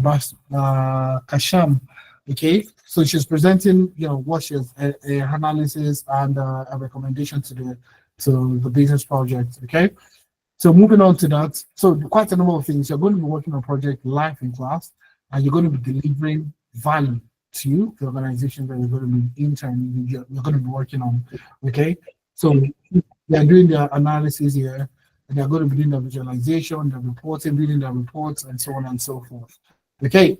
So that's exactly what you're going to be doing. So with this particular internship, you're going to be learning, and you're also going to be gaining experience, okay? Packaging, like I talked about, you're going to be, we're going to help you with your CV, LinkedIn optimization, mentorship, interview preparation, all the job support, job reference letter, literally all the things that you need in order for you to get a job, okay? The other thing I wanted to show you is, learn, okay? So we have a dedicated learning page where you can learn, where you can watch short courses in your career path. So if you come to the learn page here, okay, you will see quite a number of courses in here. So if you're interested in data analytics, for example, you will see courses in Excel, Power BI, Tableau, SQL, Microsoft Fabric. These courses are there for you to use.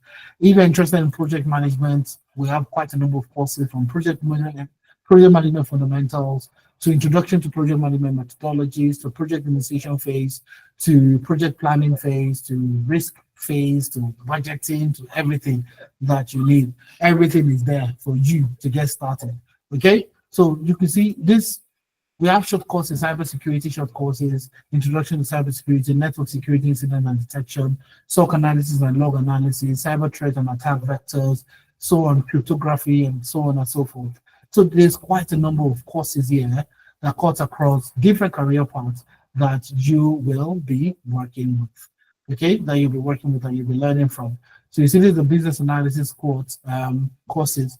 So you see here problem solving to business analysis fundamentals, to Excel courses, to business case and software development, requirement lifecycle, process mapping, gap analysis. These are all courses that you can take on easily to getting started. Okay, so those are the things that we'll do for you. All right, and all you need to do is get started. It always seems impossible until somebody else goes ahead of you to do it. So I get a lot of people, asking the questions.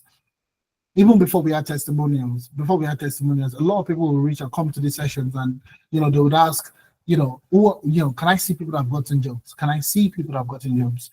And at the time, I usually would ponder like, so are you saying like you don't want to be successful, you don't want to pioneer something, okay? You don't want to be the first person to start something. So you're waiting for somebody else to go do it first. Then you know that, okay, yes, I want to go do it. So it always seems impossible until somebody else goes ahead to do it. And this is Martha, okay? She landed a senior project management role 2 months after signing up with the program. 2 months after. So imagine if Martha says that, okay, do you know what? I'm not interested.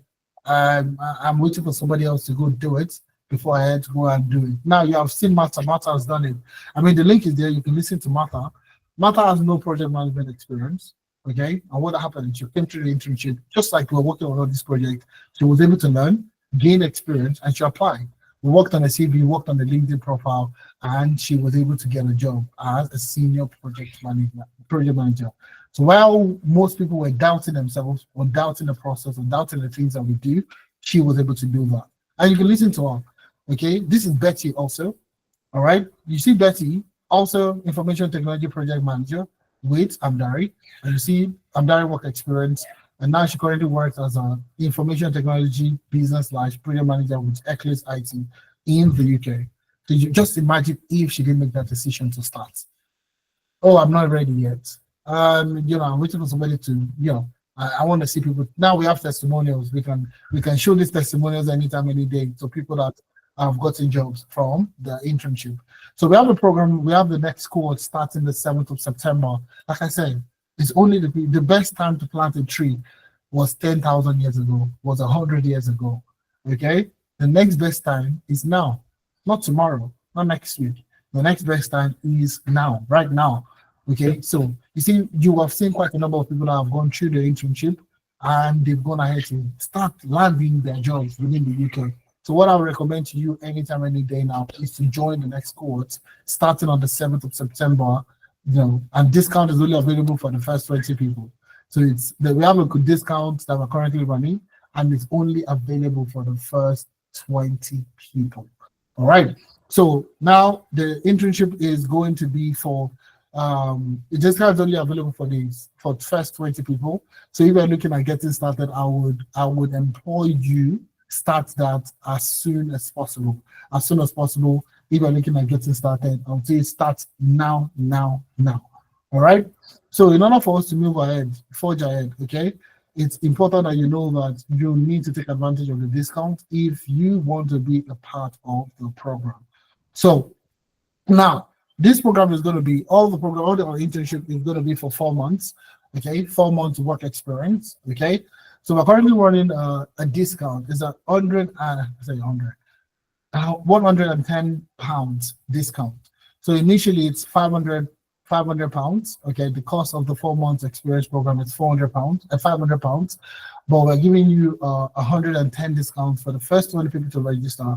You get to pay 390 pounds.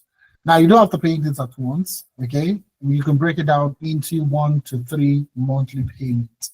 Okay, so for the first 20 people, instead of you paying 500 pounds, you could actually pay 390 pounds. So it means you're saving 110 pounds. Okay, that's what you're saving from registering today. It's an early bird discount for people that are looking at getting started. Now, you don't have to pay 390 pounds today to get started.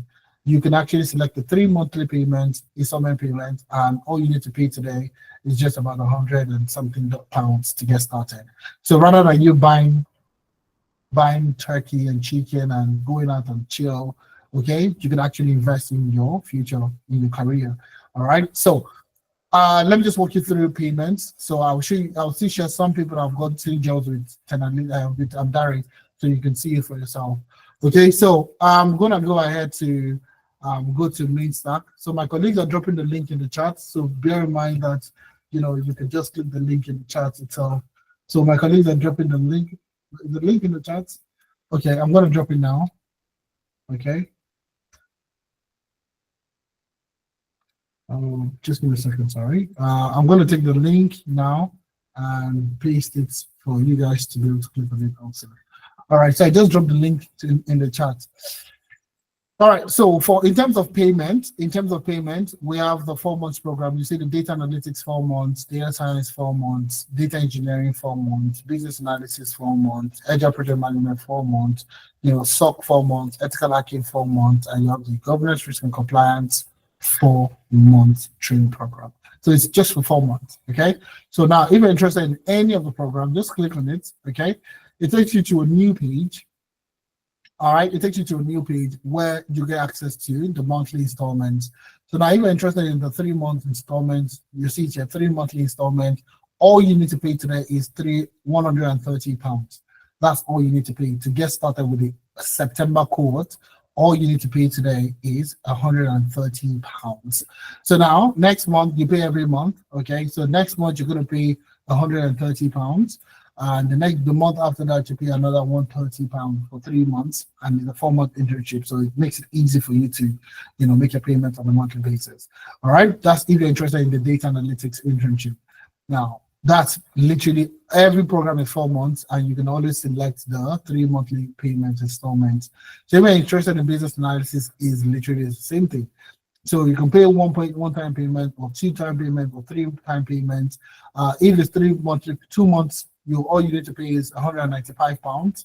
If you're paying 3 monthly payments, it's £130 to secure your first discount and your first payment. Starts in September, and then you get started. You get started immediately. That's exactly what you get. You didn't mention cybersecurity. No, cybersecurity is divided into 3 career paths. So you can select any of these 3 career paths. So SOC and threat intelligence, which is the most common amongst all of them. SOC basically is the same thing as the cybersecurity analyst role. So when you're looking for a job and you go search for cybersecurity analyst, SOC analyst is what you're looking at. Okay, so SOC 1, either the tier 1, tier 2, or tier 3. So that's exactly where this comes in. So SOC analyst is basically cybersecurity. We have another domain under cybersecurity, which is ethical hacking and penetration testing. Okay. And we have the last one, which is GRC, which is the non-technical side of things of cybersecurity, which is governance, risk, and compliance. So these are all 4 months internship. So you would have to select the one that you want, either SOC, ethical hacking, or governance, risk, and compliance. Remember, the discount is only for the first 20 people. It's not for everybody. So if you want to get access to the first, you want to be part of the first 20 people, I would encourage you to, put it in the chat. It's Toby on the call. Toby, you're not dropping the link in the chat so people can actually get access to all these things itself. Well, let me see if my colleagues are still here. Okay, so I'll drop the link again so that you can get access to it at any point in time. So, okay, I've dropped the link again, guys. I've dropped the link again. So, hello. So yeah. I'll be taking questions in a few minutes, but essentially, once you secure your payment, once you click on any one of them, you click on proceed, and you put in your full name, your address, your phone number. You click on proceed, and you make a payment. You'll be automatically redirected to this payment registration form. Okay, you'll be directed to this payment registration form, and that's where you need to fill in certain just basic information about yourself, so we're going to get you registered for the program. Now, if you don't get registered, if you don't get redirected, all you need to do is just come back to this form and click on payment registration form. That's all you need to do. Okay, that's literally all you need to do. Now, you can secure your discount for September, but start in October or start in November. Okay, so you can pay now and secure your discount for a later date. So you can secure a discount not just for September, but also for October. So if you're not chancing in September, okay, you can definitely start in October. That's fine, but you can secure a discount now, because today's price is not tomorrow's price. That's what I'll say. All right. So that's all I'll say. Victor says, so sad I can't afford it. Apologies for that. Link is not working. Why do I? Okay. Okay, so that's exactly what you have. Payment plan for Nigeria, please. I mean, if you click on the link, it's likely going to show you in your own currency. So that's something that you could also do. So we don't set the price. We don't set the exchange rate and all that. So even in Nigeria, you can actually come here and select Naira. Okay. You can select Naira. It comes up in Naira, and you'll see it in Naira. Okay, you can see it in Naira, and that's all you get there. So you can just go to the top right angle, and you can actually click it in Naira, and you can see it in Naira, and you can pay stuff in Naira. That's what I'm seeing. Okay, that's something you can also do. All right. So, I mean, if you have any question, please feel free to raise up your hand. I'll be taking questions. I'll be taking questions from now. Okay, Charles is the first person I have there. I'll take Charles first, but just give me a second while I share some other testimonials with you. So now, the discount is only available for the first 20 people. It's a 4-month experience program where you're going to be working on projects cutting across different industries, different technologies, different tools to give you the experience that you need to get a job in the UK. All right. So these are people that have gone through the program. Toby went through the program. Okay, these are real people, honestly, and this is the reason why we have testimonials now. So people will not say that, oh, have people gone through the iteration of getting job? We have a ton of people, and I've been sharing people all through the day, honestly. So we have Toby also that has gotten a job, and you can click on these links, to listen to them. Okay, you can actually listen to them. Maybe you have enough time, I will play some of them. We also have Laju. Okay, sorry, I didn't tell you what Toby got a job. Toby got a job as a data scientist, after the training program with us. Even while he was taking the training program, he was able to get a job. Laju also landed a job as a data scientist, also after the training program. Larry got a job as a business analyst in the UK, going through the program. And you can listen to them. These are actual people that went through the program and were able to get a job. All right. So you see quite a number of other people. Sean got a job as got an offer as a SOC analyst with Healthcare Ireland. This is someone that got a job as a SOC analyst. So you see Renee got a job as a systems analyst after completing a data analyst program. You see another phone talk. These are reference letter that I get. So you see a lot of dear Ifemena. So these are reference letter that I get on behalf of people that are looking at that I've gotten jobs. So whenever you get a job, you get a reference request. Okay, then we fill the reference letter and all that. So you see Renee got a job as a systems analyst. This is another one. You see Ifemena. I hope you're messaging. I'm currently working with Frontal, who mentioned you as a reference. So ensure I'm presenting the best candidate to my clients. I conduct thorough reference checks as part of the stuff. So Frontal got a job as a Power BI analyst, working with one of the top UK companies. Okay. Kasmer also got a job. You see, I hope you're well. I hope you're keeping well. Kasmer kindly pass along the details I've mentioned. You might be open to sharing the big insights into his role at Amdari. So this is a reference. He has gotten a job and they're trying to do a background check. So Kasmer got a job as a system analyst also after the training program with us. And these are other people. Buki got a job as a data scientist. So you see here, hello Ifemena, thank you for your support and assistance. I had my final interview on Friday last week, and though it generally went well. So long story short, today I got a call of a tentative offer starting July. So you see, these are people that are getting jobs from the program, okay? So you are looking at getting started, and we have a ton of other people that have gone through the program, and they have their own success stories to share with you. So when are you willing to start to join the success train of restarting? That's what you need to know, okay? So let me take questions now, and then we can call it a day. Okay, so let me take you, Charles. Charles, do you want to unmute yourself? Or can you unmute yourself, Charles?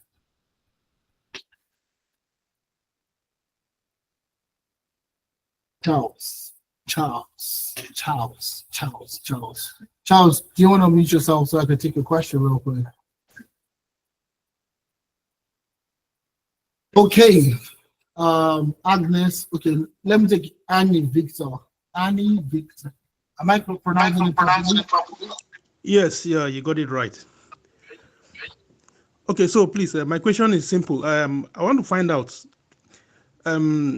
during the course of the internship program, that's the formal program, say someone is coming in fresh, without experience or without any, prior knowledge of whatever it is the person wants to start doing. Are you saying that 4 months will be enough to train the person and also equip the person with the required knowledge? you know, and then yes. What career path are you looking at? Okay, and cybersecurity. Okay, for me, basically, I'm speaking on behalf of my brother who wants to learn the program because he's with me. He wants to come in. But for me, I already have a background knowledge in cybersecurity. I have my CompTIA A plus, Network plus, and Security plus. So I just need something to help facilitate or fast track my career in that sector as well. So I'm actually thinking of joining the program, and I want to know what is in it for me when I join, and you know how, you know, which area do you think will make best for me? Because for me, I used to think that cybersecurity is a broad thing, but now you've now broken it down. Will I be giving advice or, you know, on the area that best suits, you know, my area that is more befitting? Because for me, I am not really vast in all of those areas. You mentioned SOC, you mentioned pen testing, you mentioned GRC.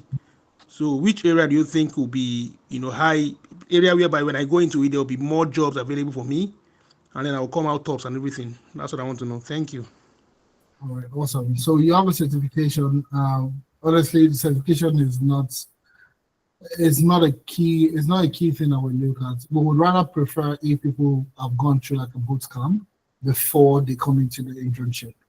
Now, most of the people that have gone ahead, you know, of you or that have started the program prior to you, some of them had no prior experience, okay, and they came into the program. So, like, what I usually would advise is, now, if a person has taken a boot camp before, okay, and they're just looking at getting experience, then they can put in 1 hour because they've learned it before. They are just looking for more projects to work on.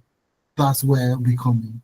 Now, for an absolute beginner, even if you've taken the certificates before, you've taken the CompTIA, you've taken that and that, it's not sufficient enough for you to work on a project. It's not sufficient. To be honest, it's almost as if you don't know the particular career path, to be honest with you. Okay? So now take, for example, let's take a look at the SOC analyst role. So you see, this is the project they are currently working on. Okay, this is a project they are currently working on, and let's take a look at it. So project timeline, and this is timeline. This is installation, how to celebrate more, all recordings, presentation slides. So this is the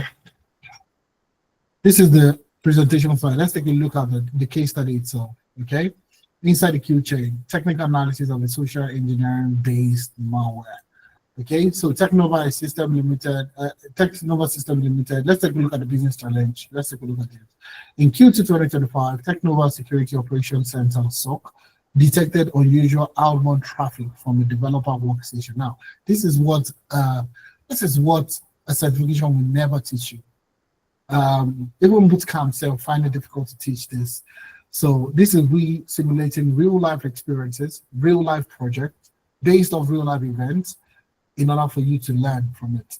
So investigation revealed the developer downloaded a malicious ICS file, distinguished as a project briefing from a fraudulent LinkedIn job ad. Okay, so this is something that can happen in a real life environment, in a real life company. How do you detect? How do you fast track? How do you see detection delays, supply chain vulnerability, visibility gap, and data exfiltration risk? Okay. These are things that you're going to be working on. What tools are you going to be working with? Just so that we can see. Now, you can't learn this. Honestly, you can't learn this by going through a bootcamp or going through like a certification program. Oh, I did ICS, I did CCA, whatever. All right.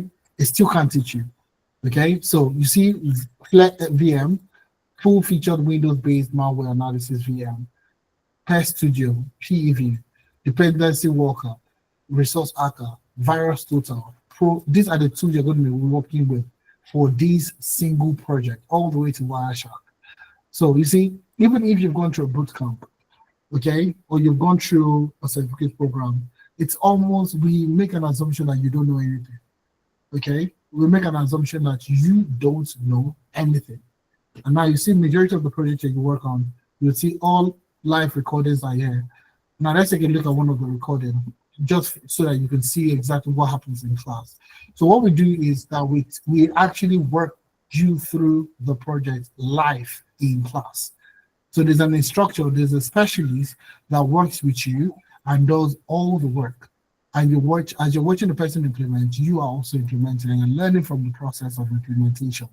okay? And you're working with the process of implementation, and you're seeing all the things the person is saying, and you're creating your report. At the end of the day, you will create your report. You will create your own report.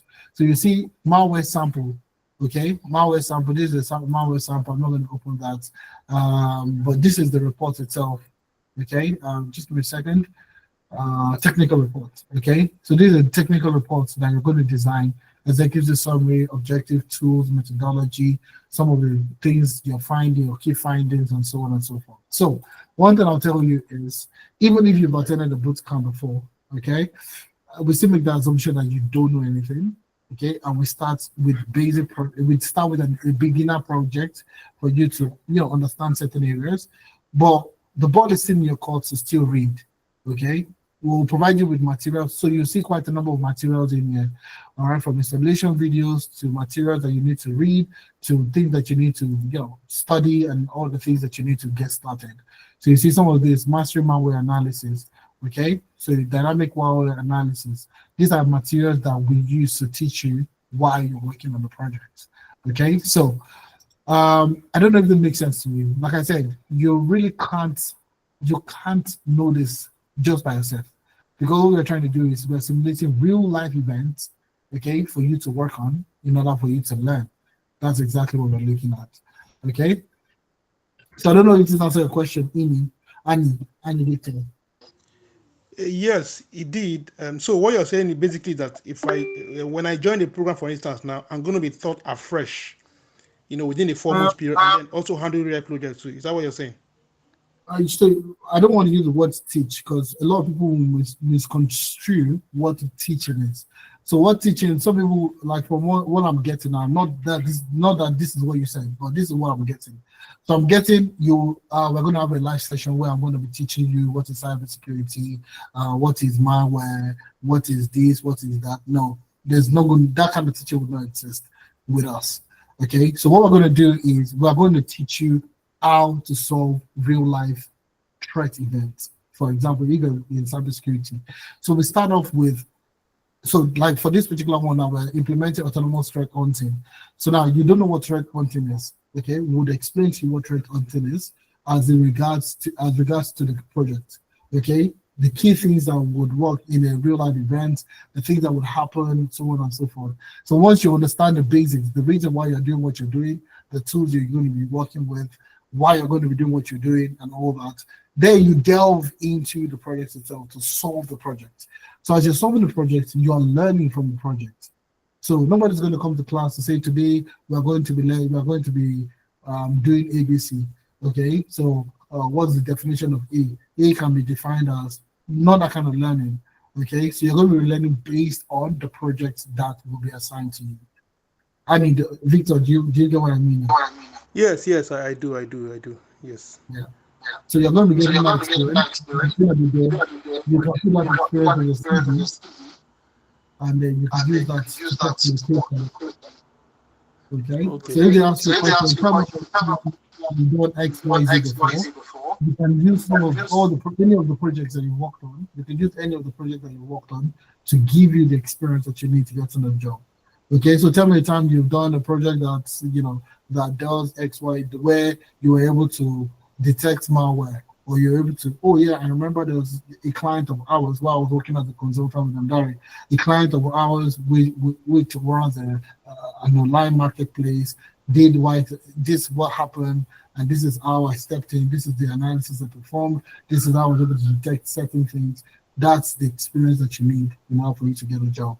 Okay? So, Annie, all right. I think. Thank you. We don't have any questions. Okay, sorry. I want to just confirm it. Like, is there a particular number of projects? How many projects are we looking at here? Just an idea of the number of projects we're working on. So, it ranges between 4 to 8 projects. 4 to 8 projects. So now, depending, some projects are going to be for 2 weeks. Some projects are a bit more extensive. They will be for like 4 weeks. Now, take for example, this particular project inside the Q-chain technical analysis is a very extensive project. It's a minimum of 3 weeks for this particular project. So this project is going to be for 3 weeks. And we also consider that you're working full time. You're doing work full time. So that's another consideration. So if everybody was doing this full time, would likely finish this. We'll find likely do about 12 to 15 projects within the next 4 months. Or within the next 4 months, you're working between 4 to 8 projects at the maximum. Okay, where you're going to be learning quite a number of things, from beginner to intermediate to advanced projects. You'll be doing that within the next 4 months. Okay, does that make sense? That makes sense. Yeah, it does. It does very well. Awesome. All right. Thanks a lot, Victor. Charles, let me take you next. All right, can you hear me now? Perfectly. Awesome. All right, so you talked about, I have about 4 questions. I'll start with the first. So I don't know if it's too many or it's too much. Is it? Go ahead, please shoot. Okay. I'm happy. All right, so the first question is that when you talked about the feature of work reports, I did not see anything like project management there, and that actually scared me. I was trying to scroll fast, but I couldn't really get it. Does that really mean that project management is not? What would be your advice then? Does that mean that project management is not going to be a sellable market in the future? Is that what it means, or is it going to decline in the future, or whatever? And if the answer is going to be no, do you think it's still advisable to go with the internship? 100%. This is based on trends, yeah. I'm just trying to, if I'm able to get to that particular page before I answer your question, I'll take my time to do that. Okay. So essentially, what we have noticed with trend is project management is likely it's not going anywhere. All right, and that's because even in the advent of AI replacing several roles and all that, you really can't. Projects are very complex. It has quite a number of arms, and also quite a number of people that you have to deal with in order for the project to be successful. So just to put it in short, quite a number of projects are led by project managers, like you already know, okay? And in the industry, agile project managers are the ones that are like in demand at the moment. So from agile to scrum masters to people that have experience handling complex projects, AI projects and all that, those are the people that are currently in demand, to be honest with you. So yes, 100%, I would still say that project management is part on the list, 100%. But I'm looking at it now. Once I get to it, I would share that with you in a bit. So you can ask your other question. Okay, while you're going on with that, since I'm going to be doing this internship with Abdari, is it still advisable to go on with taking my professional exams in project management? Absolutely no. I mean, do your certification is cool, it's nice, it's okay. I won't discourage people from doing it because I don't have it. Well, I won't discourage you from not doing it. But what I usually would say to you is, what's important, okay? Certification or experience. What do you need to get a job today? Is it a certificate? Experience. So that's what you should prioritize at the end of the day. Okay, so these people that have gotten jobs with us don't have any certification, don't have any project management, PMP, and all those certifications. They don't have it. So I mean, if once you get a job at the end of the day, the next thing for you can start to prioritize your certification. Okay, to say that okay, I have a job now. The next phase for me is to get my certificate. That's fine. That's I can understand that. But if you're prioritizing certification over experience, that's exactly where I don't. No, I'm not prioritizing just that what my intention was that, okay, since I have an MSc, because I still need to be part of the APM, and then also try to get some kind of certification in Agile Scrum Master program as well. So why I'm going with this internship, I'm prioritizing my work experience here in the UK first before any other thing. So just like you having so many persons in the market, yeah, you know that you have this experience in the Agile. But now I saw a job vacancy that specified that you must have, outside having the experience using the Prince 2 Agile, whatever, you still need the certification. It was stated there. So I was not like, wow, which means just in case. Do you think that is still required? Honestly, from our own experience, okay, let me just paint this for you. Now let's use a certificate for example. So let's say you're able to get the certificate, okay? You have your certificate, and let's say you have experience. You have experience on the certificate. All right. Now, another person has a wealth of experience, maybe a tad bit more than yourself. Would the two of you be called for an interview? Do you think the two of you will be called for an interview? I think so. So that's exactly what that's literally the question I ask every single time. So you're likely going to get a call from the recruiter. I've been in job opportunities whereby I don't have any certificate, but I've been in opportunities whereby after getting very close to the recruiter, I get to talk to her. Who are the other people? What set me apart from every other person? Like nothing really, it's just your experience. Okay, so I won't say you shouldn't chase your certification. I won't say that you could chase it. Okay, but in terms of priority, I would say priority should be your experience first off before the certificate. So you can do them side by side if you have the time to do it, but prioritize experience before certificates.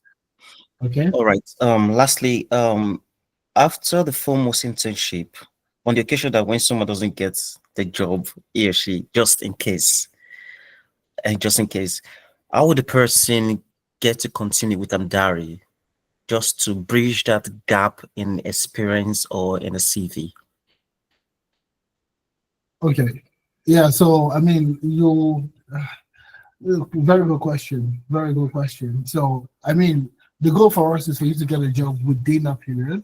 Now, if it happens, in which several factors could be at play, if that happens, we are still going to be with you. Okay, you can still use Amdari as a work reference. So it's only the start date that cannot shift, but the end date can actually just keep going. So if it takes you the next 6 months for you to get a job, you can still use Amdari. If it takes you, which we're not even praying it happen, if it takes you 2 years, you can still use Amdari. Okay, so we have people that have even gotten jobs, and they're looking at changing their job. They can still use Amdari too in that process. So you have nothing to worry about if you don't get a job within 4 months. We are still with you. We'll still interview prep you. We'll still provide you with on-job support. So it's a lifetime support that you get from us. So it's not one-off. It's not within the 4 months, and that's the end. After the 4 months, you still get a lifetime support from us. You still get to pay for after the 4 months? No, you don't need to pay. You pay for the 4 months. That's what I'm saying. So once you're done with the 4 months, you still have access for a lifetime support at no cost. That's what I'm trying to say.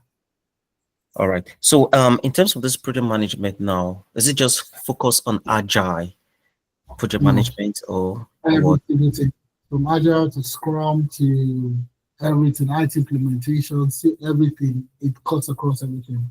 So the experience you're going to be getting will cut across quite a number of, not just agile, Wagile. So Wagile is a combination of agile and waterfall. So you're going to be exploring quite a number of things when it comes to project management. So from implementation, just so that I can share some of the projects that they've worked on already. Okay. You see it here. So you see a lot of roles within project management. So this is product managers, but you'll also see quite a number of roles in project managers. All right. I'll take up my time to share that with you. Okay. So while I'm still looking for that, while I can share some on that, okay. Let me share the classroom again to project management. Okay. So let's take a look at some of the projects you're going to work on. So you see that. So this is a CRM implementation project. So take a look at this. Okay, so this Phoenix Tech, stakeholder management, Phoenix CRM management implementation project. So for this particular project, you'll be working on different aspects of project management, which this will focus majorly on stakeholder engagement, tracking, budgeting, and so on and so forth. Okay, so that's the first project that they worked on. This particular people worked on. So the next one is planning and executing an hospital. Okay, so this is tax planning and story point estimation for renewable energy infrastructure development.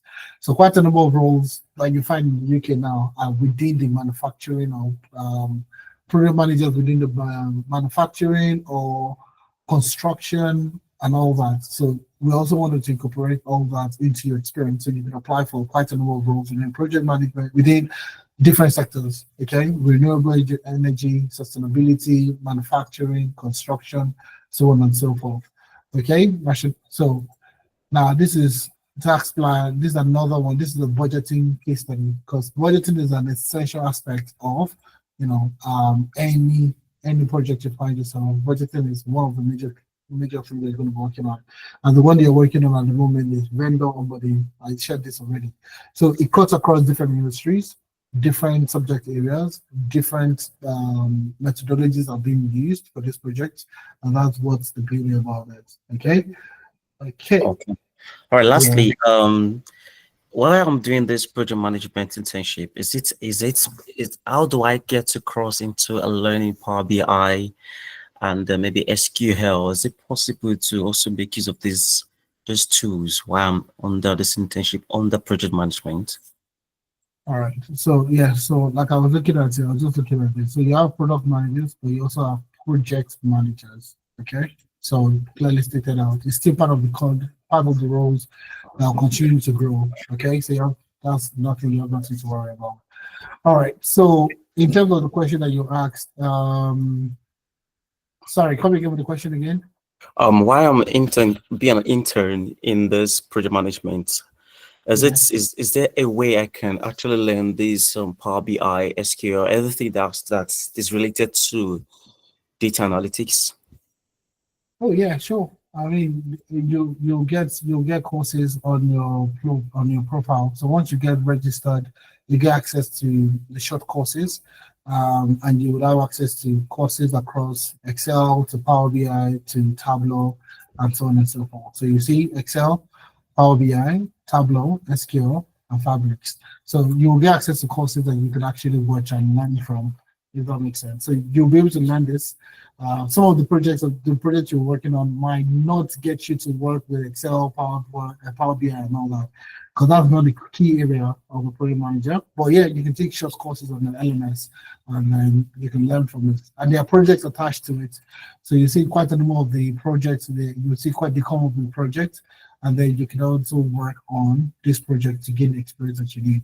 Okay, the Power BI, they all come with projects. Okay, so you see it here, building your first dashboard, Power BI survey, loading your data, role level security, all the things that you need to learn, everything is embedded in there.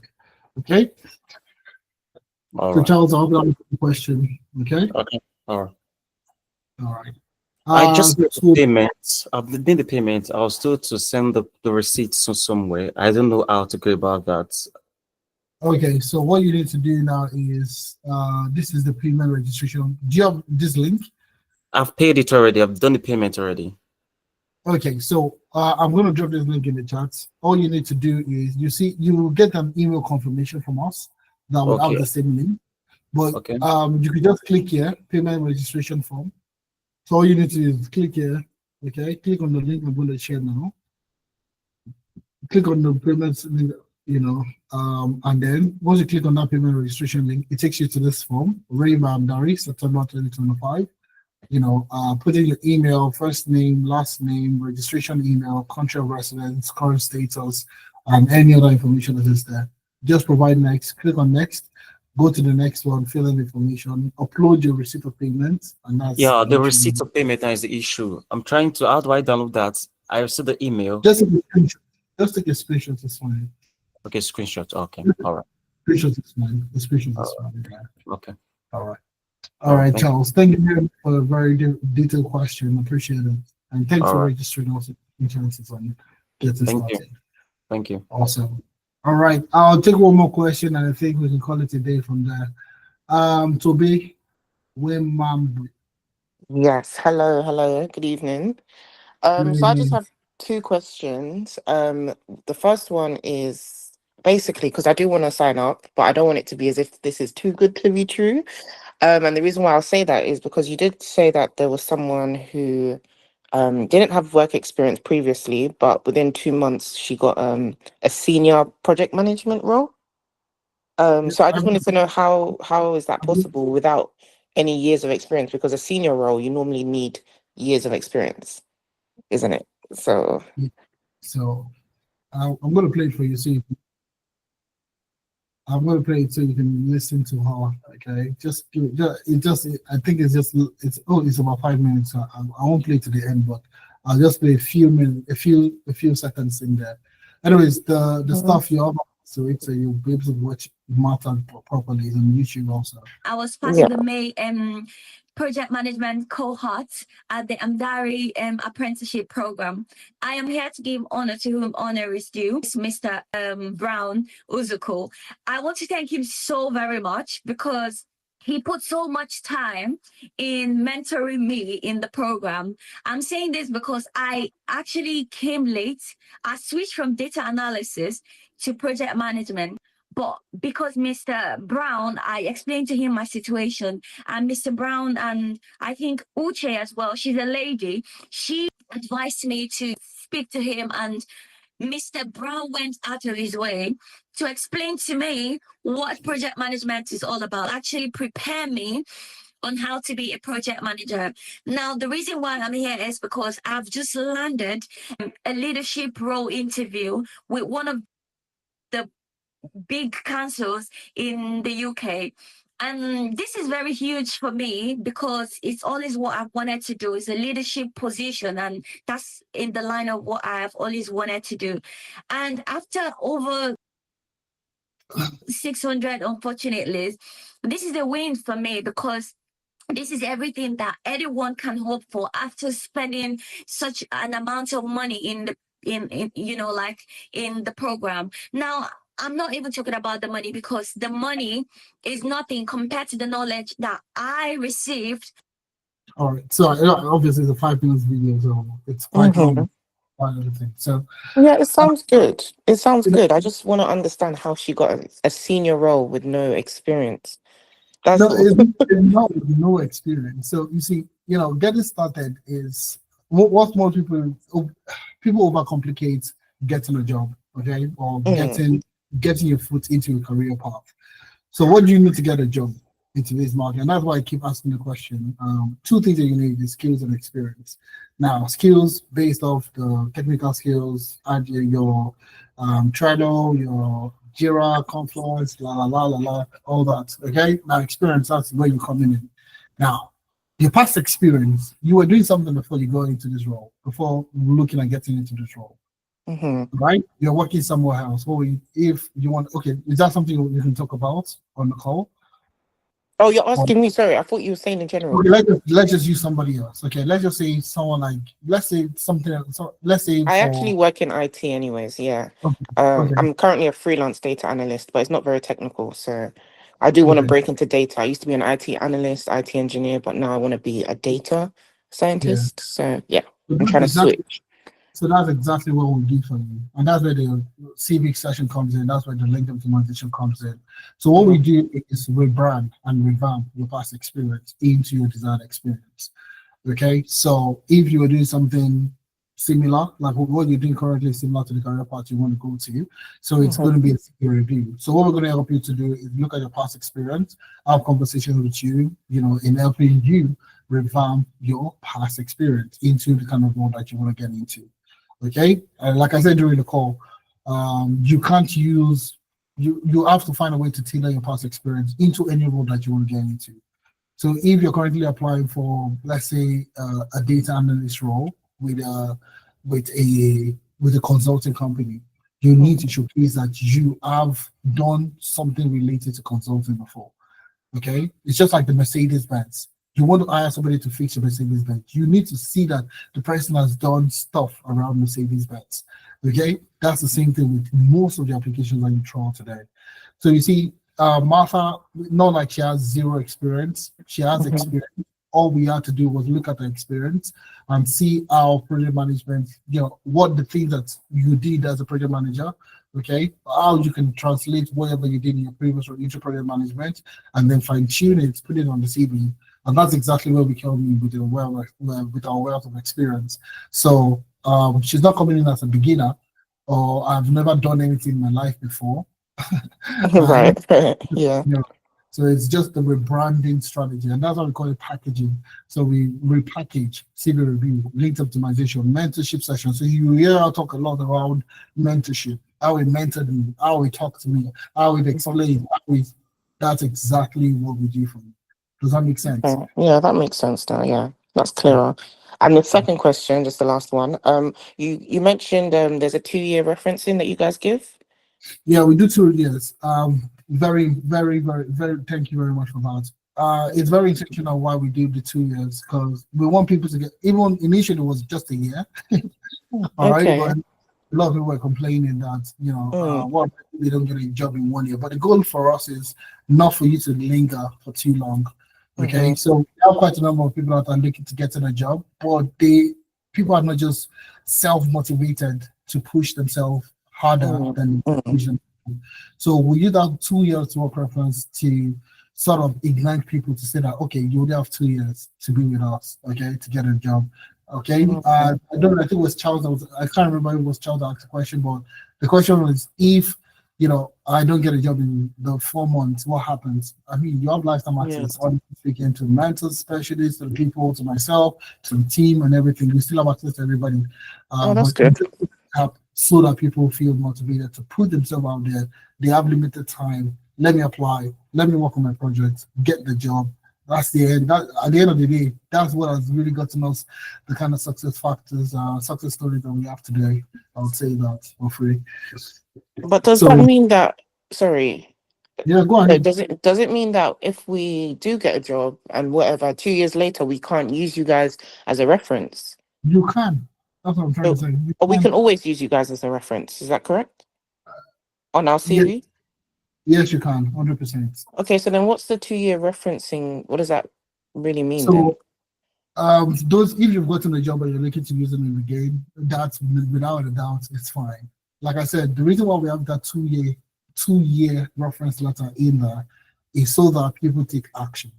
Now, if in 2 years you've not taken any action in 2 years and you've not gotten any offer, you've not gotten anything, and you're coming up 2 years to say that you need a reference letter, it's too late.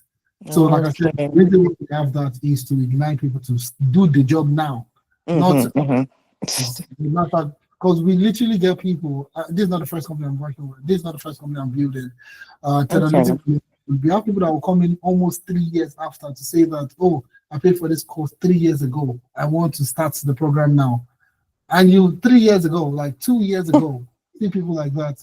So that's the you have that caveat there that okay, after 2 years, even 2 years, you've not been able to leverage the platform, you've not been able to do anything in 2 years. Need for us to work with those kind of people. That's the reason why. I mean, okay, you've had interviews, you've done all the things you need to do, you've gone on to get a job, and you need us again in the future. 100% we do that for you. Do you understand? Okay. Yeah. Yeah, that just needed to be clear because it made it seem as if you guys only give us a reference for 2 years and then that's it. That's how it came across. But yeah. Yeah, obviously that's what we want to tell people. So you have 2 years to to get something. Every 2 years is too long. I mean, most of the people here are getting jobs within 3 to 6 months of going through the program. Yeah. So exactly what we want from you also. All right. I mean, okay. I know I already said I had 2 questions, but this is just a throw-in one now. It's just like with experience, it's like I always feel like these companies want at least a year, 2 years, or something. So if we only get 4 months, is that seen as okay? So that's what we do. That's what we do in your CV. So that's the work with your past experience. So your past experience is not useless. So most people think that, oh, I've not done anything that is project management inclined. So my past experience is not necessary. It's not useful anymore. Well, that's not the case. So that's where we do the CV review. That's where we actually revamp your CV. Even take a look at some of the. I think somebody sent a message to one of our CV men. Just give me a second. I'm going to share that in a few seconds. Okay. So I'll just scroll back. I think it was at the beginning of the session. So we work on your CV. So it's not like we teach you. We actually work on your CV. So you see this person said, good morning, Amina. That's the lady in charge of CV optimization and all that. With the way you revamped my CV, keyword on revamp. Okay. Offer for £50,000 yesterday.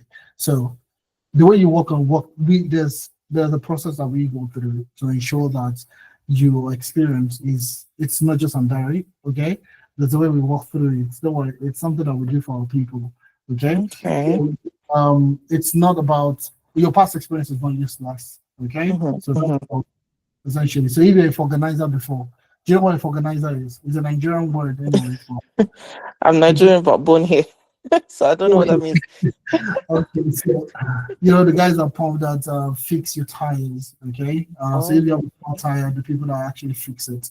So take for example, if that's what you're doing in your past experience, if that's what the person was doing in their past experience, and they're looking at becoming a data analyst, okay? How do you move from being a tire repairer to becoming a data analyst? It's a simple task. So now, organized as a tire repairer, what do you do? Okay, what you do is there's a number of tires that you need to fix every single day. Okay, how do you optimize it? Okay, so based on my analysis of tires that come in on a day to day, or cars that come in on a day to day, I figured out that okay, it's easier to fix a particular type of brand. So on average, it takes me 2 to 5 minutes to fix a particular car, and the other kind of cars, it takes me another 30, 45 minutes, or whatever the timeline for it is. So what I'll do is, all right, revamp this experience to say that using data analytics, using data science, and using analysis, I was able to predict or able to deduce that cars with a certain period are being done within this particular type of time frame. And using analysis, I was able to reduce the time. There's a way you can come about all these things itself in order for you to sell your past experience in a way that it will look like data analytics, cybersecurity, or whatsoever. So that's what we help you do, revamping your CV to give you the experience that you need in order for you to get started. So that's essentially how we work around it. Okay. So yeah. Sounds good. Sounds good. Okay. Thank you for answering those questions. No problem. Appreciate it. That's what we're here today. So we're just only 6 people left. So I think I wanted to spend an hour 30 minutes, but I think we've gone ahead to spend almost way more than that. But anyways, I had so much fun talking to everybody on the call, and I hope everybody also learned a thing or two from today's session. All right, so this is what we're going to call it today, guys. Okay, so if you want to take advantage of the discount, please do. Okay, and start. Be the one to be our success story. Okay, don't wait for other people to start first before you get started. I've been doing it for the last comfortably close to a decade now. Diary is just one of the latest products that I have, and I've worked with quite a number of people to help people get started. So if you're ready to if you're looking at getting started, start now, and let's see how we can work together. So thank you very much, everybody. Looking forward to having you guys on board, and let's see how we can work together, essentially. Thank you very much, everyone. Do have a wonderful time, and bye, guys. Bye for now. Thank you. Bye. Thank you. Bye, Toby. Thank Looking forward you. to having Bye-bye. you. Okay? Yes, I'll be joining. Have a good night. Have a good evening. Bye for now. Bye.